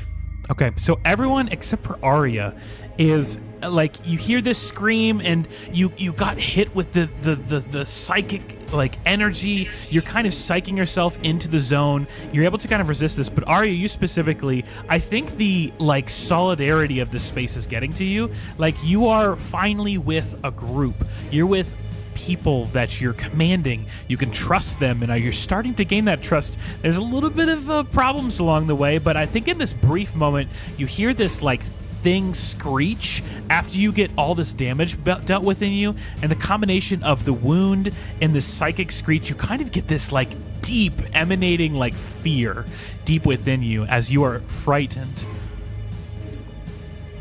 Tebrum, your turn with Sure, Rhoda Teb. on deck. Just say no, Ar. Oh, Arya, Constitution saving throw at the end of the turn, please. Oh, wait. That's not your turn. My bad. I take that back until your actual turn. Tebrum with Rhoda on deck. I would like to drip my holy symbol and with my action cast or channel divinity, Jewer the extraplanar. Any aberration, celestial, elemental, fey, or fiend within 30 feet of me must make a wisdom saving throw.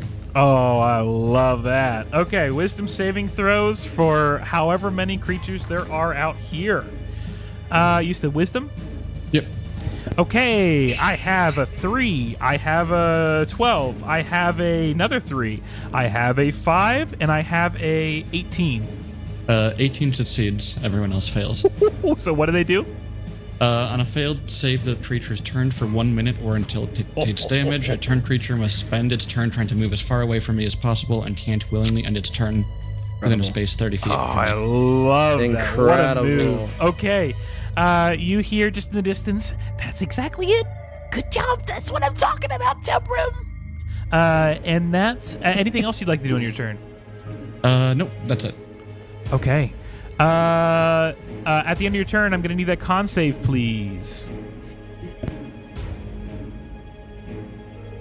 26. Absolutely passes.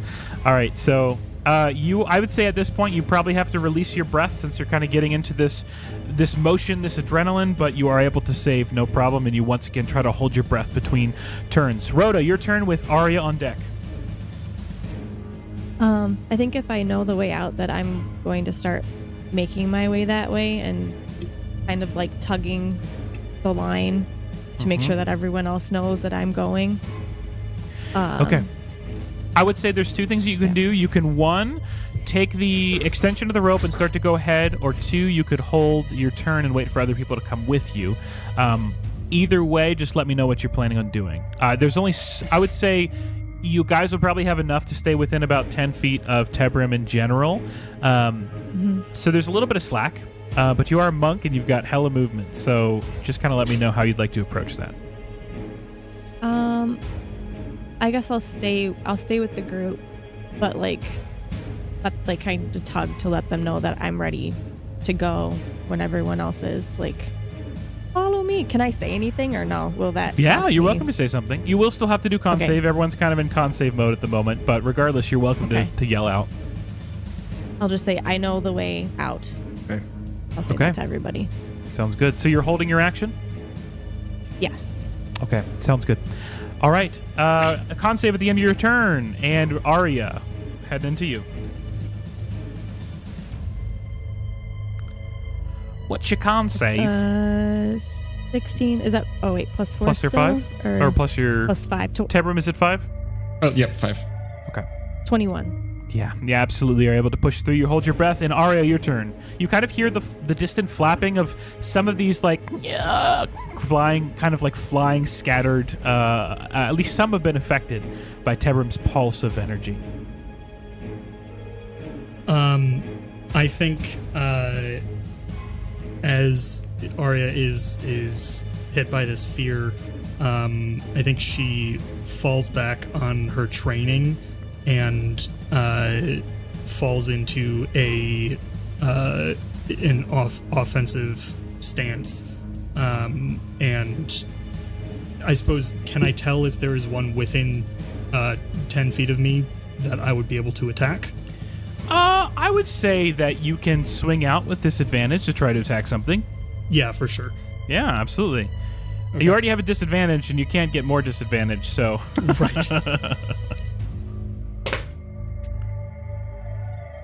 That is a 16 to hit. Yeah, just hit. So you're able to just very much glance the edge of this thing. You meet flesh. You meet something hard. Go ahead and tell me what your damage is against this creature. 105. 8, unfortunately. 8. Oh, Hey, that's okay. 105? You still feel impacted. Anything else you'd like to do? I think with that successful hit, I would, again, falling back on my training, focus in on that one and just, like, do everything I can to kill it. Yeah. So I'll take 2 more attacks at it. Nice. One with the end of the glaive, one with the butt.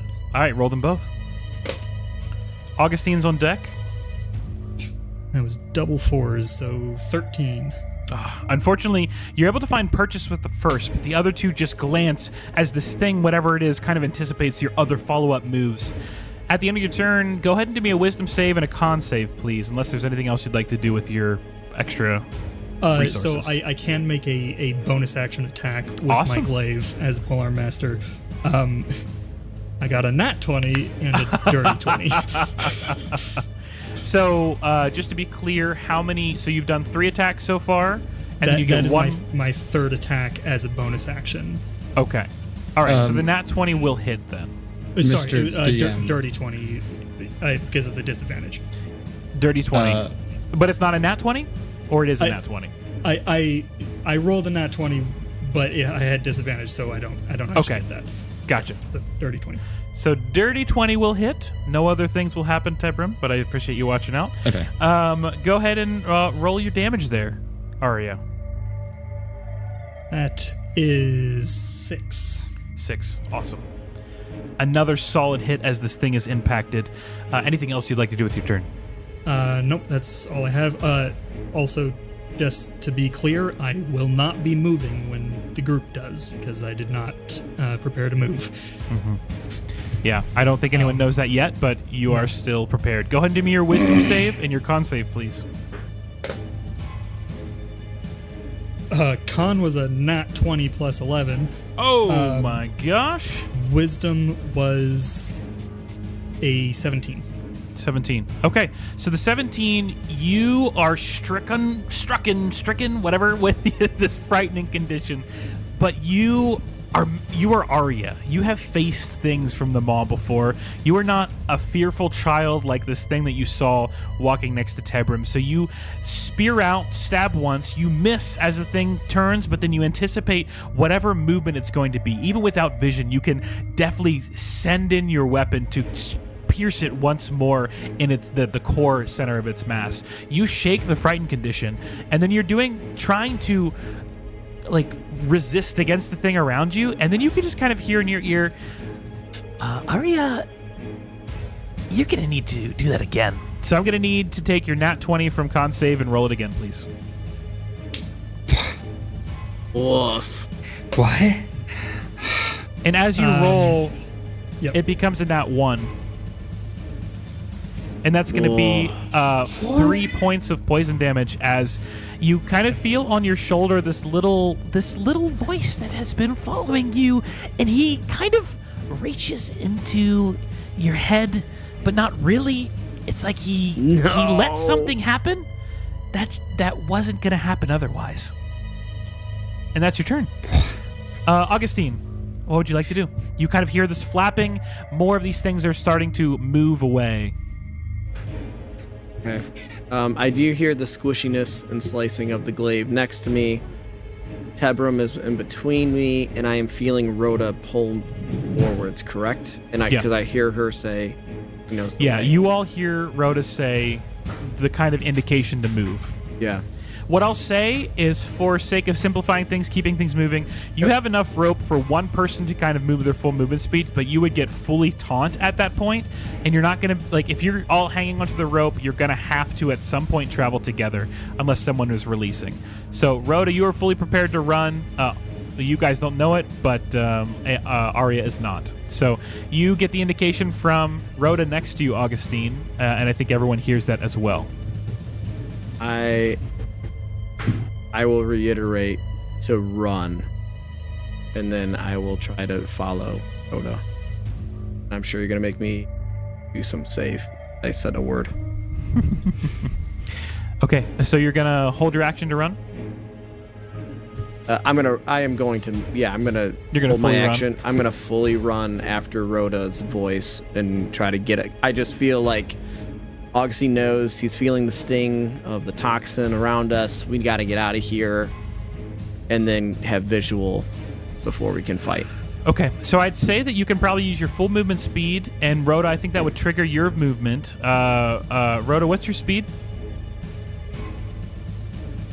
35. Okay, so you can immediately run your 35 now if you'd like, as you feel kind of Augustine at least coming alongside of you to move. I would say, Augustine, what is your speed? 25. Okay, so you're welcome to use an action to dash to get up to her 35. I don't think you can go too much further than her without yanking the rope out of your other ally's hands.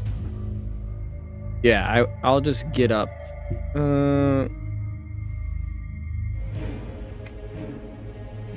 I'll get up to her, I guess.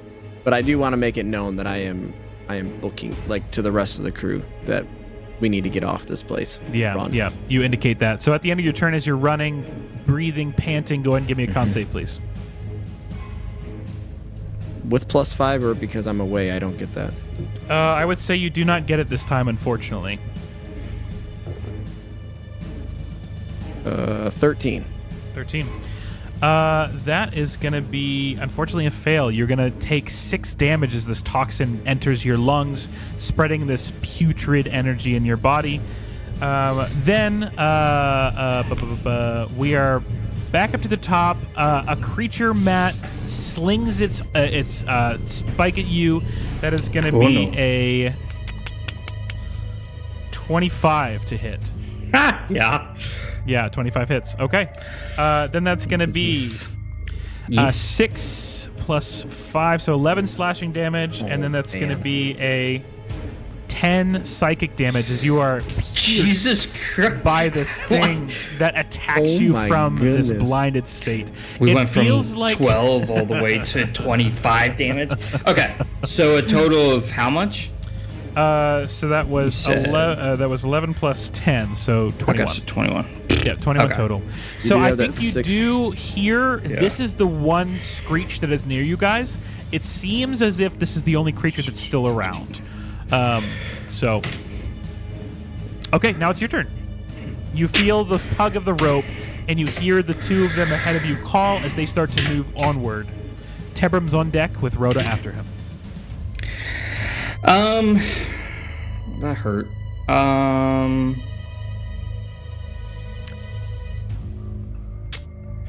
Okay, so Also, does your turret get its own turn? no, it goes on my turn. Okay, cool. It's my bonus action if I choose to take it. Okay. Which I will do again. And I guess the only people within 10 feet still are Arya, Tebram, and myself. Yes, correct. Okay. Oh, that's better. This time it's 9. 9. Okay. Remember, this replaces HP. your temp HP, not adds to it. Yes. Yes. And Matt, you pulled that last damage off your temp first, right? Yep. Cool. Totes. Of course All I right. did. So that 9 refreshes. You kind of get this wave of feeling over you guys that are immediately near him. What else would you like to do? I think I'll only go out 10 feet, so I'm still within the aura. And then I'll hold my action to run whenever Tebram runs by me.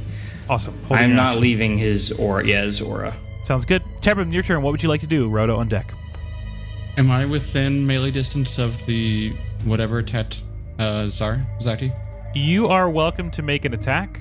I think just because you're blinded, you have no real way of knowing. But I would say you're welcome to take an attack. Yeah, I would try to make an attack. Go for it with a disadvantage, please.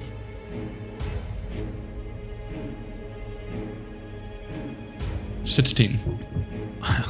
That barely hits, but it does hit. Do your damage. 6 damage. 6 damage. Very nice. Multi-attack. Go for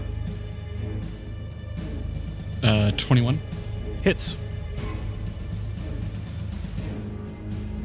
10 damage.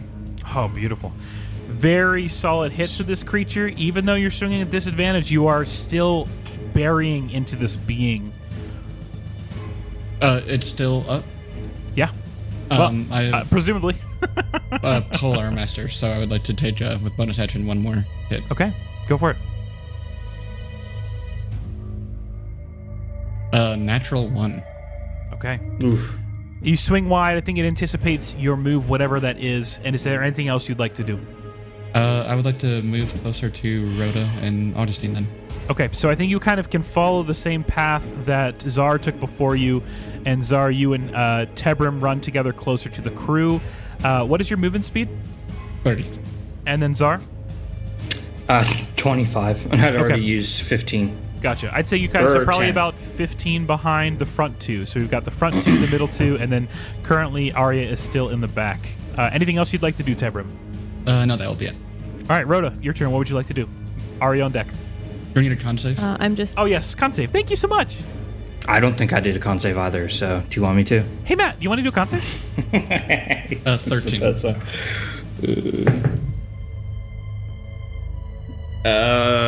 22. Okay, Zara, you're able to resist. Tebrim, you take a whole 3 poison damage as you feel this infiltrate your lungs. All right, now Rhoda, you're good. You're good to go. All right, I want to keep running towards the exit, wherever that is. Okay, I think you're able to use your standard movement. Would you like to dash? I think if you dash, it will kind of taunt the rope and might pull it away from people in the back. Or I if you'd won't like to, dash. you what? I won't dash. No. You won't dash. Okay. I'll just no. Yeah. Would you like to save an action to do anything?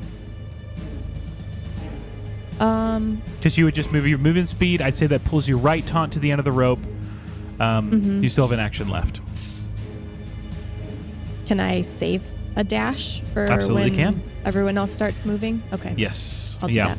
We'll watch out for that trigger as a reaction, and then you can do that. So, okay. Arya with Augustine on deck.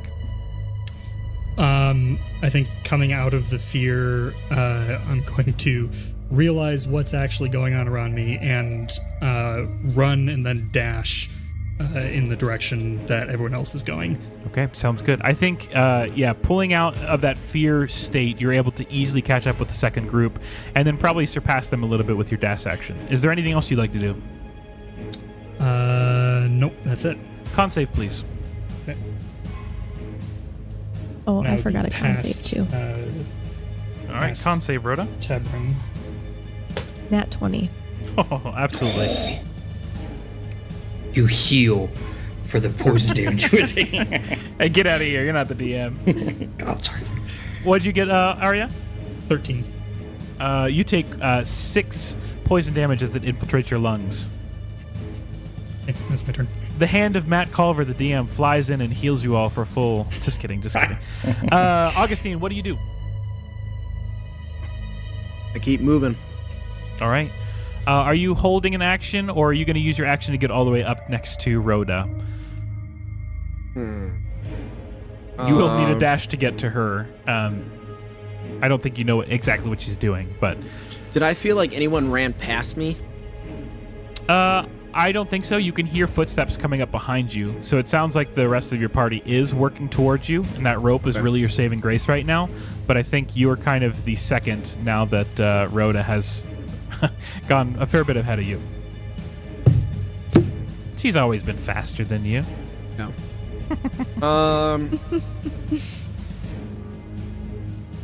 Yeah, I'll dash to try to get closer to Rhoda. Okay.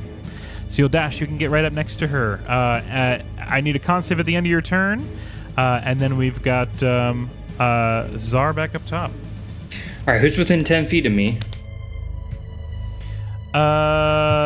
Who is within 10 feet of you? Yeah, because the other two, Augustine and Rhoda, have run ahead, right? Yeah. So I think if you follow the rope, I think you're able to get to Tebrim, but you are blinded, so I'd say that's probably the best saving grace you have right now. I'm only gonna go like 10 feet out. I'm staying. Wait, I can get to who? Tebrim? Tebrim, yeah. I'd say you can kind of sense him. I'll go up to him. Yes. And then as you're running, you hear this slash out of something, fully misses you. I think your height throws it off a little bit as you kind of like slide forward and start to sprint. Okay. All right. So, okay. So I'd fallen behind him because of my shorter speed. To an extent, yes. But you're welcome Poor to legs, use dash. stupid legs. Yep. Well, what I'll do is first I'll use 10 feet of movement, or however much movement I need to get up to him. Yeah. So how much? You think? I would say you're able to. Tebrim, last turn you used your movement to run forward, correct? Yep. Okay. So I would say you're probably going to have to get 35 feet to catch up to him. Jesus Christ! If Even you though want I to get dashed within my last turn too. Oh, you did dash your last turn. Yeah, I held a reaction to I'd dash say too. you're able to get up to him with your normal speed. Okay. Yes. Yeah. Okay, so I have to use all my movement speed to get up to him. Correct. Okay. All right, then the cannon will fire. Whoever is within 10 feet of it will get, it's going up a little bit each time, 10 hit points, and that replaces the 9 from before if you never got rid of any of those. I'm going to go ahead and you're definitely getting Tebrim. I'm going to do a luck check. Arya, unfortunately, is out of range. So you're able to at least get you and Tebrim. Yes, you and me, Turtle Boy. And then I'm going to go ahead and Hey, what about use... No, I don't care about you. I thought I did, but not anymore. My lungs, please. I don't think you need to breathe. And then for my action, I'll use my reaction to hold a dash. So when Tebrim starts running away from me, I'll go with him. Okay, sounds good. All right, con save. Con save, please. 18 was my con save, just so you know. Okay, yeah, that passes. 16. That passes. Tebrim with Rhoda on deck. I'd like to move closer to the exit or wherever Rhoda's joined. Okay, are you using a dash action? Yeah, I would. Okay, sounds good. I think, Zar, you hear Tebrim just book it in front of you. All right, con then, save with Rhoda on deck. Yeah, then I'll go another 25 with him. But Sounds good. You'll be a little behind him, but you will be able to catch up next turn. 16 saves. Rhoda, what you got? Oh, I'm gonna keep going. Okay, Rhoda, go ahead and do me a Moving. dex save as you dash forward. Oh no. Can't be good. Oh gosh. That is a 12. A 12. Okay, I think you are sprinting full speed, and you kind of run into the shelf, and it kind of flops you out onto the ground. You don't take any damage. I think you've fallen before, but you find yourself tumbling out of this fog, this wall of fog. Like this puff comes out as you get to the other side. You look out and you see, with whatever vision that you have, no longer do you have this field of gray. You finally have this glowing blue, omnite-filled vision with the fog at your back and your rope at your side. I would say you can get there with your normal speed just because you're so fast. Is there anything you'd like to do with your action?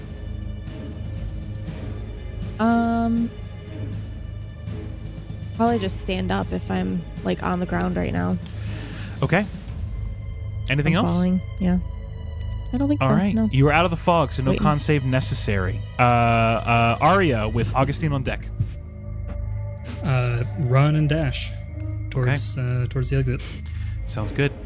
I think you're able to, Augustine, you hear Arya sprint past you. Go ahead and do me a dex save, Arya, as you run intently forward. 15. 15. All right, you're able to kind of like, you start to trip yourself up, but then you're able to turn it into a deft roll as you roll out next to Rhoda. Anything else you'd like to do? Just nod to her and then turn back, weapon out towards the Awesome. fog. I love it. Augustine, your turn with Zar on deck.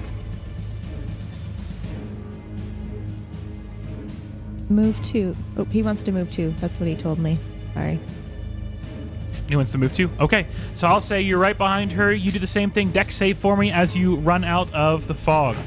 And then Zar, think about what you're getting into. You said Dex. Right? Dex save, please. Ugh. 13. 13. Okay, you tumble out, you fall prone onto the ground, but you do make it out of the fog. You have an action still if you'd like to do anything. Stand up and be ready. Do I see any creatures that I need to smash with my sword? Not at the moment. Okay, Are you holding an action? I'm going to hold an action. If something comes through the fog that I do not recognize, I will just smash it with my sword. Okay, so it looks like both Arya and Augustine have held reactions. Zar, what are you doing? I guess I'm going. You're good, booking it. I think as you're running, you hear this flapping of wings next to you and this subtle like... So you're booking it. Unfortunately, you're kind of at the back of the pack because of your speed at the moment, so you're not quite able to make it out at the end of your turn, but you're very, very close. Not that you know it, but you are starting to kind of feel the tug of the rope as your friends are moving ahead of you. Go ahead and do me one more con save, please. Am I near Tebrum? I would say you just get within range of his save. Okay. And I'm going to not pump the bonus action one because 10 points is pretty good. So that's going to be a dirty 28. Okay, you're used to this thing now. You're holding your breath, even with the panting going on beneath you. You are booking it. Tebrum, what would you like to do? Booking it out of the fog, if I can. Okay. Pick me up. Take me with you. Don't leave me here. How come Augustine got out? He's just as short as me. So Tebrum, you're just going to keep booking it? Yep. Okay, so Tebrum books it out. I'm just going to go ahead and move us through initiative real fast. Zar, you hear one more thing fly by you and try to stab out, but again, you're able to deftly dodge it. Somehow, this thing is whizzing inches by your beard. You dive out, and then you all see this like 7 foot tall creature, like this bat with wings and this giant maw mouth, these ear-like things, and then these almost like insectoid-like legs. It comes and bursts out, almost surprised. It's just... And I think with all the combined actions that you guys do, we've got this lineup of beings just prepared to butcher this thing. It comes out and it does not know what hits it.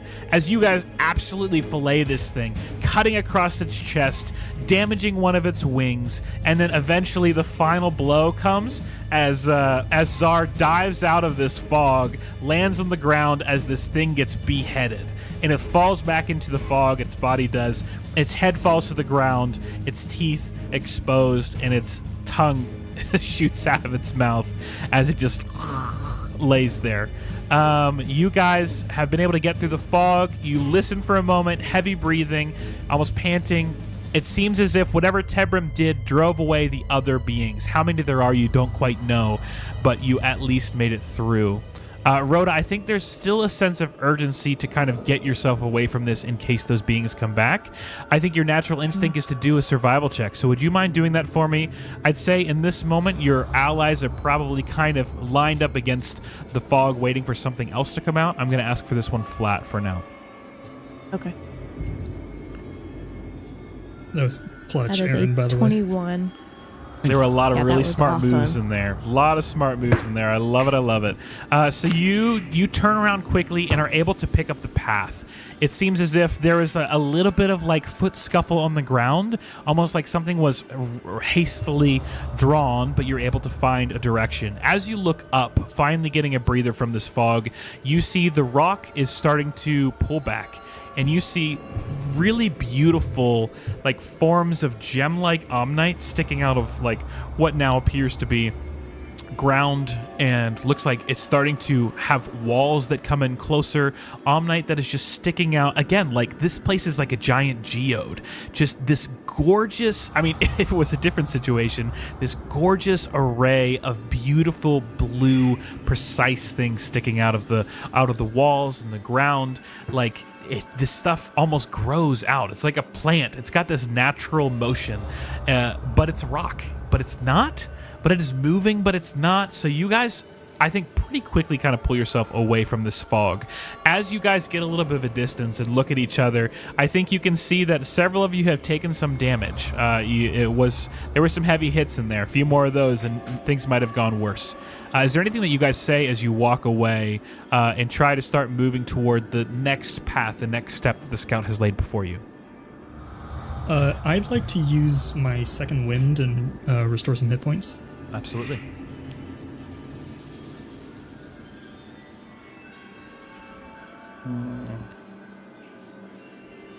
Well, you don't talk, and I'm just going to say it.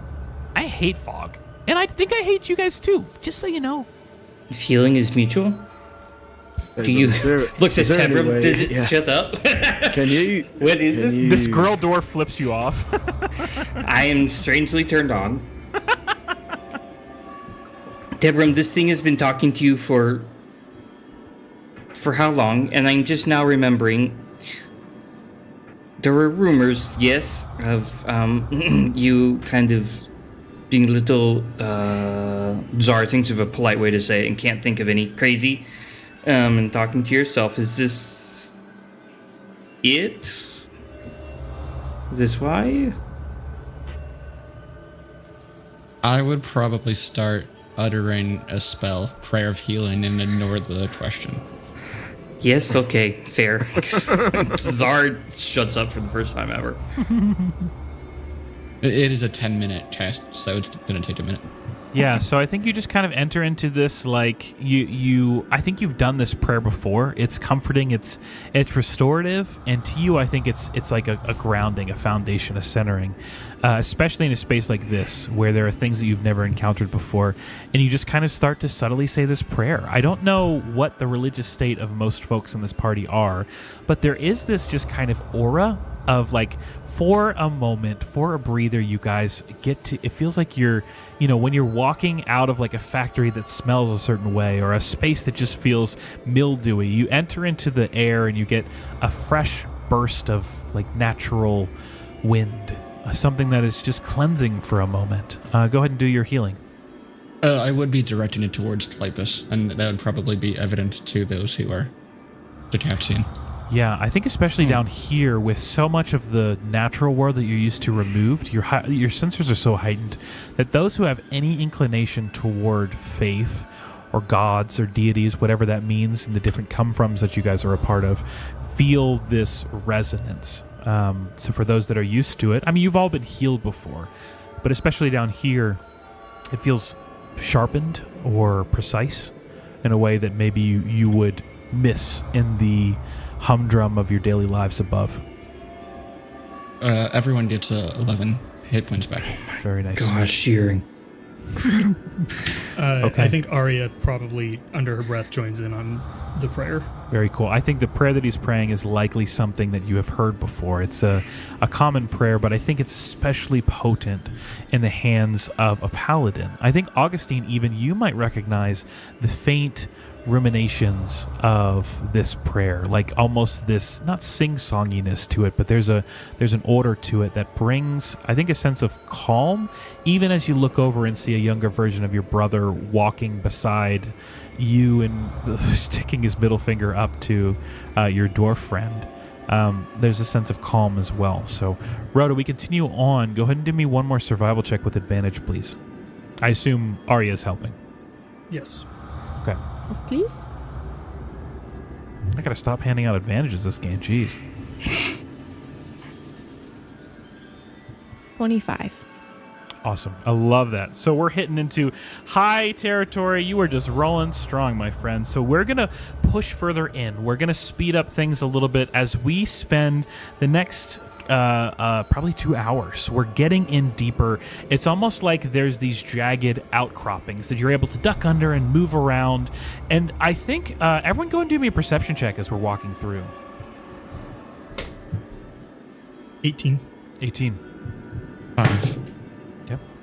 17. 9. 9. Okay, I think anyone that has above a 10, I think you would start to see that, like, in the midst of this glowing omnite, this seems like probably the largest quantity of pure omnite that you've seen. Not necessarily pure. There's still speckles of dust and stone and stuff like that.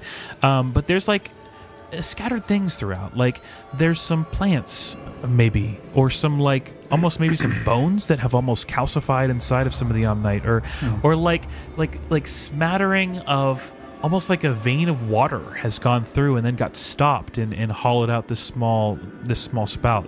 And I think, Arya, are you the only one that got above a 15? No, I did as well. Okay, cool. So both of you guys, I think you especially start to see, you notice a trend. The further in you get, the larger the appearance and presence of maybe life forms or something. Like the Omnite almost found something and grew around it, or maybe something grew into it. It's weird because at some points you have almost like Jurassic Park. You've got the thing, the mosquito in the amber. It's like, how did that get there? It almost looks like pure and refined. And I think the two of you are probably the first to notice. Rhoda is probably eyes to the ground, getting the survival in, watching, looking for the paths, able to definitely take you through. There are more of these indicators of the Warden's cant along the path. I think what you notice about the Warden's cant is it's less so in the Omnite and more so on the ground. And Rhoda, I think you'll notice something, but first, before we touch on that something, both Arya and Czar, you look up and you round this corner, and there's this massive, almost like right over the top of your head, like just path of pure Omnite. This blue, this beautiful sheen on it, and inside of it, there's just something you've never seen before. It's got these sharp edges. It's like imagine if like a bird had edges made of man-made material or man-sharpened material. Like there's this almost like a hut in the center, and then the hut has like bird wings, but there's like sharp edges, and like imagine like you have on a hut like the stuff that's against the windows that is indicating like a window spot that you would look out from, and then underneath there's these like circular tubes or something like that. This is not anything you've ever seen in your entire life. And what's weird is it just doesn't seem like it belongs in this space. I think you quickly point this out, and you can all observe this edged bird thing capsulated inside of this Omnite. And there's like an essence of, I don't know, is there like someone like a Czar would craft something out of certain types of metallic material. This bird thing has certain types of metallic material, some of which look familiar, some of which don't. And what's even weirder is it's like, it looks like this thing has been here a long time. There's these, it's like when something is being degraded over time, or like rock has been narrowed down or husked away by water, like the same bird stone thing is being like, it's got essence of like age. If age of a stone can translate to age of this sharp material. And it's just, I think you all have to stop for a second and just take whatever this thing is in. I don't know if anyone says anything, but that's what you see brilliantly overhead. You're able to walk under it, and that's where the path is indicating you go, but it's just bold. It's there. It's in front of you in full view. How large is it? Oh man, it's probably the size. I mean, it's like if a small hut had wings. Like you could definitely house a hut in here, like your own home base with the tables and the fireplace. Like it's probably not quite that big, but you could probably fit some of those things. You could probably fit some tables and a dinner cabinet in that space, and then even. You can't really see up into it because it's elevated and it's kind of like twisted. But yeah, it feels like a hut with wings, but not at all that at the same time. And you said it's wrapped in Omnite? Yeah, it's like the Omnite has grown around it, but it's weird because this thing seems to be floating in air, so it wouldn't make any sense if Omnite caught something in midair and then formed around it, but that's how it feels. Like this thing... Like, it doesn't feel like it's the same material as Omnite. It feels like the Omnite caught it in some way, and now it's suspending it. It's almost like showing it off, but Also, Omnite isn't sentient, so that doesn't make any sense. So it's just kind of this on display item within this Omnite that's been preserved. How far is it overhead? Like, can we touch the Omnite it's in? Yeah, you can touch the Omnite it's in. I'd say you're going to have to duck to kind of like crawl under it.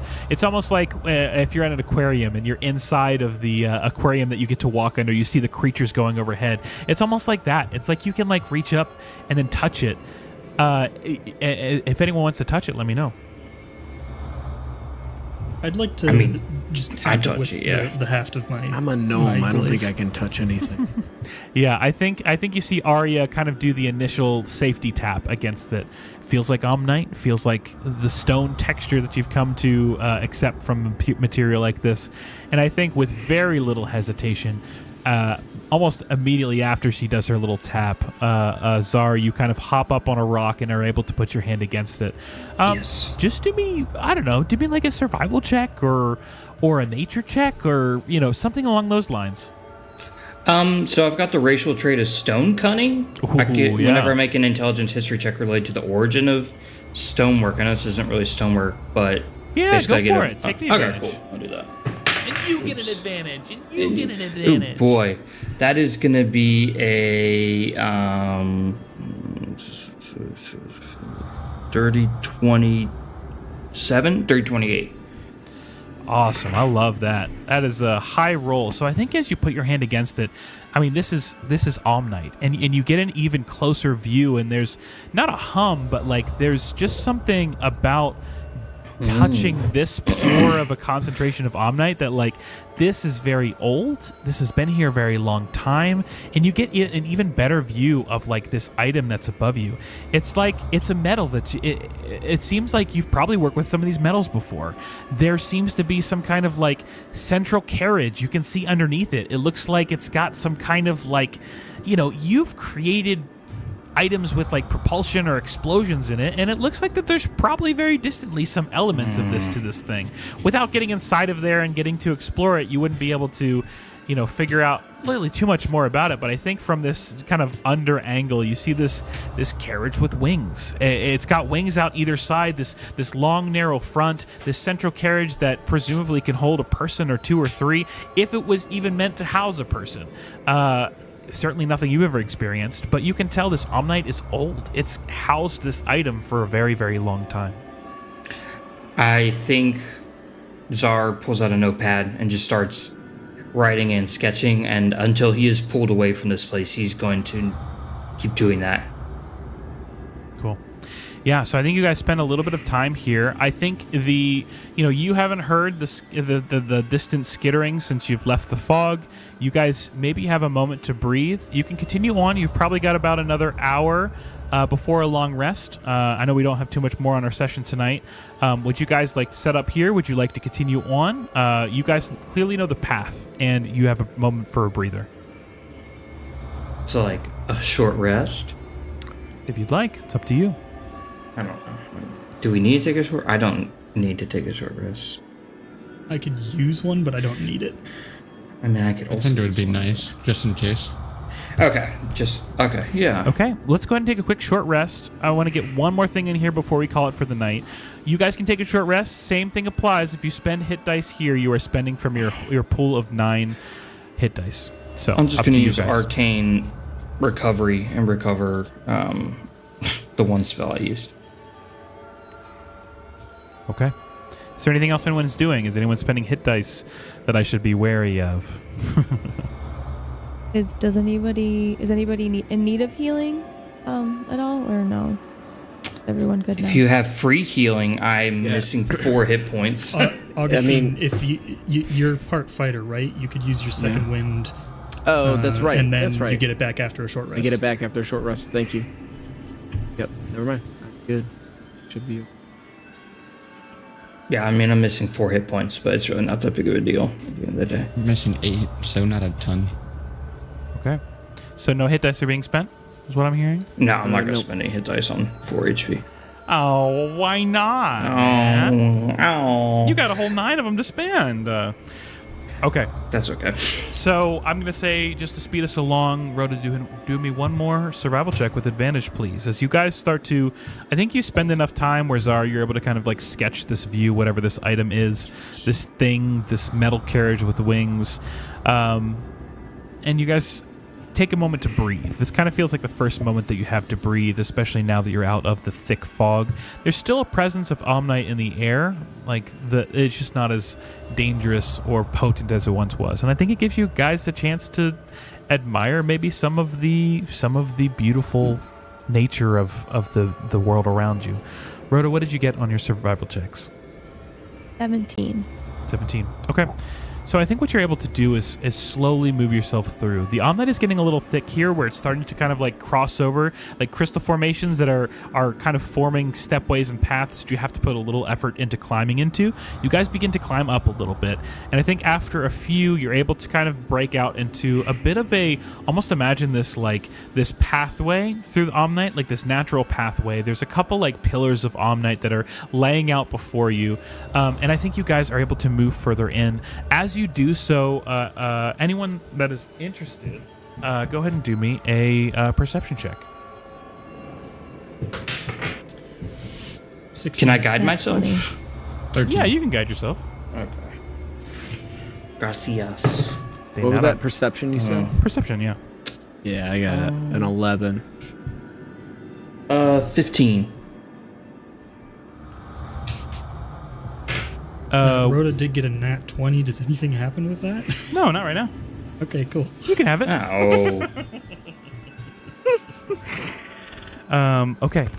So who do we have above a 15 and who do we have above a 20? I'm at a 15? Okay. So basically just Above a 20. Arya and... did you say, Rhoda, you got above a 20? It's 27, but yeah, not 20. I just got a 27. That's all.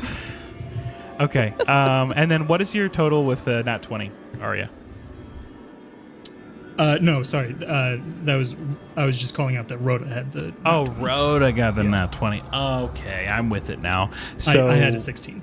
16. Okay, so we got some aboves around the 15 and above 20. So, okay, so I think the 15's kind of the range of 12 to 18. You guys are seeing the same path that she's following. And then I think eventually, Rhoda, you are the main one to pick it up. You hear almost like this distant conversation. It's a language that I feel like you heard with the eye creatures before. It seems as if, I think with the nat 20, you're detecting kind of like this pattern of like, if a creature has some form of like sentience, it shares this under language, whatever it is. Mm-hmm. You don't know it. You know that through magic, you're able to kind of translate it, but you hear this conversation kind of happening. Okay. And it's ahead of you, kind of along the path. Okay. I'm going to turn to Czar and tell him, I hear something talking up ahead, and it sounds like the same language that we heard before. Can you get your little pad ready? Yes. I'll pull it out. If she says that there is actual conversation going on right now, I will not ritual cast it. I will just burn a spell slot and cast it ASAP. Okay. I think you're able to get close enough. Go ahead and do me a quick group stealth check as we move forward, please.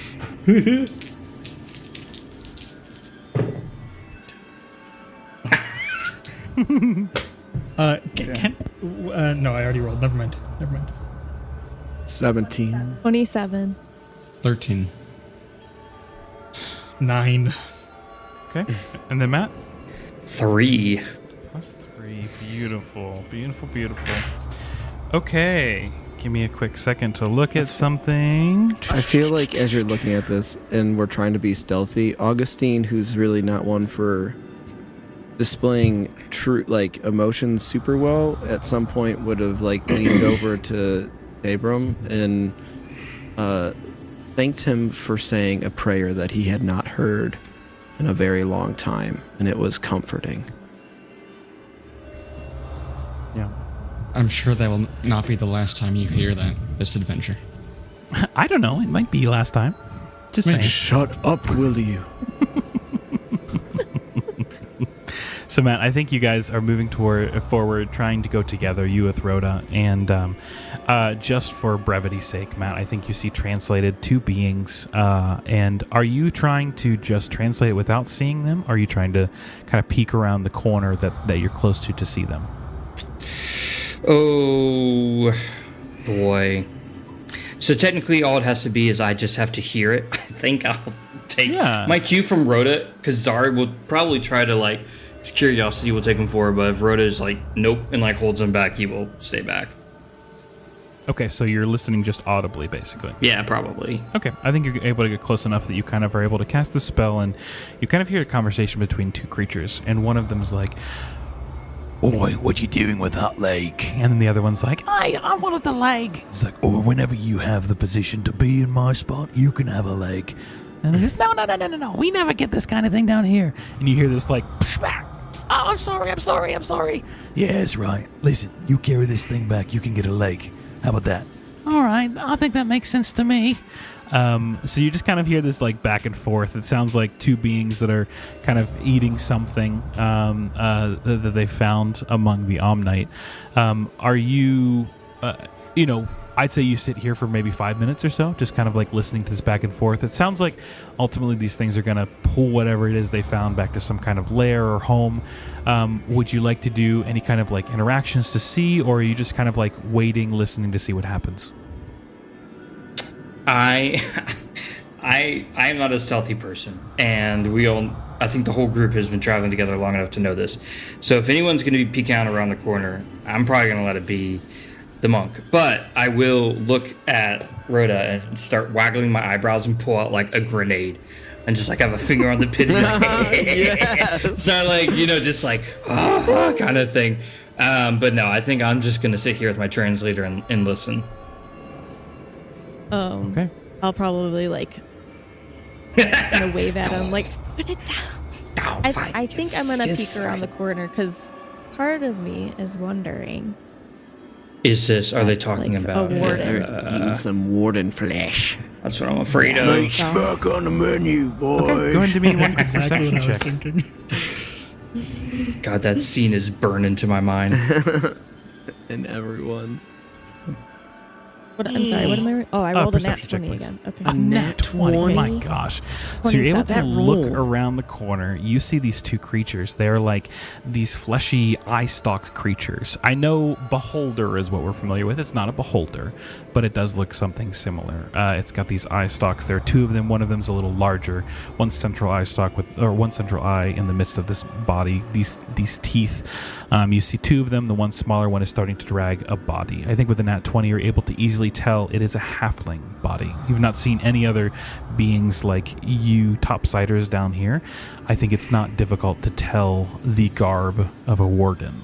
The foot of one of its feet is in the larger one's mouth, and it's chewing on it like, I don't know, candy or taffy or something. And the other one has kind of grabbed the other leg and is starting to pull it your direction. I think as you kind of are shuffling, Czar next to you just deftly steps on a rock. They both turn, see Definitely you steps on a rock. as the rock kind of crumbles down from behind him.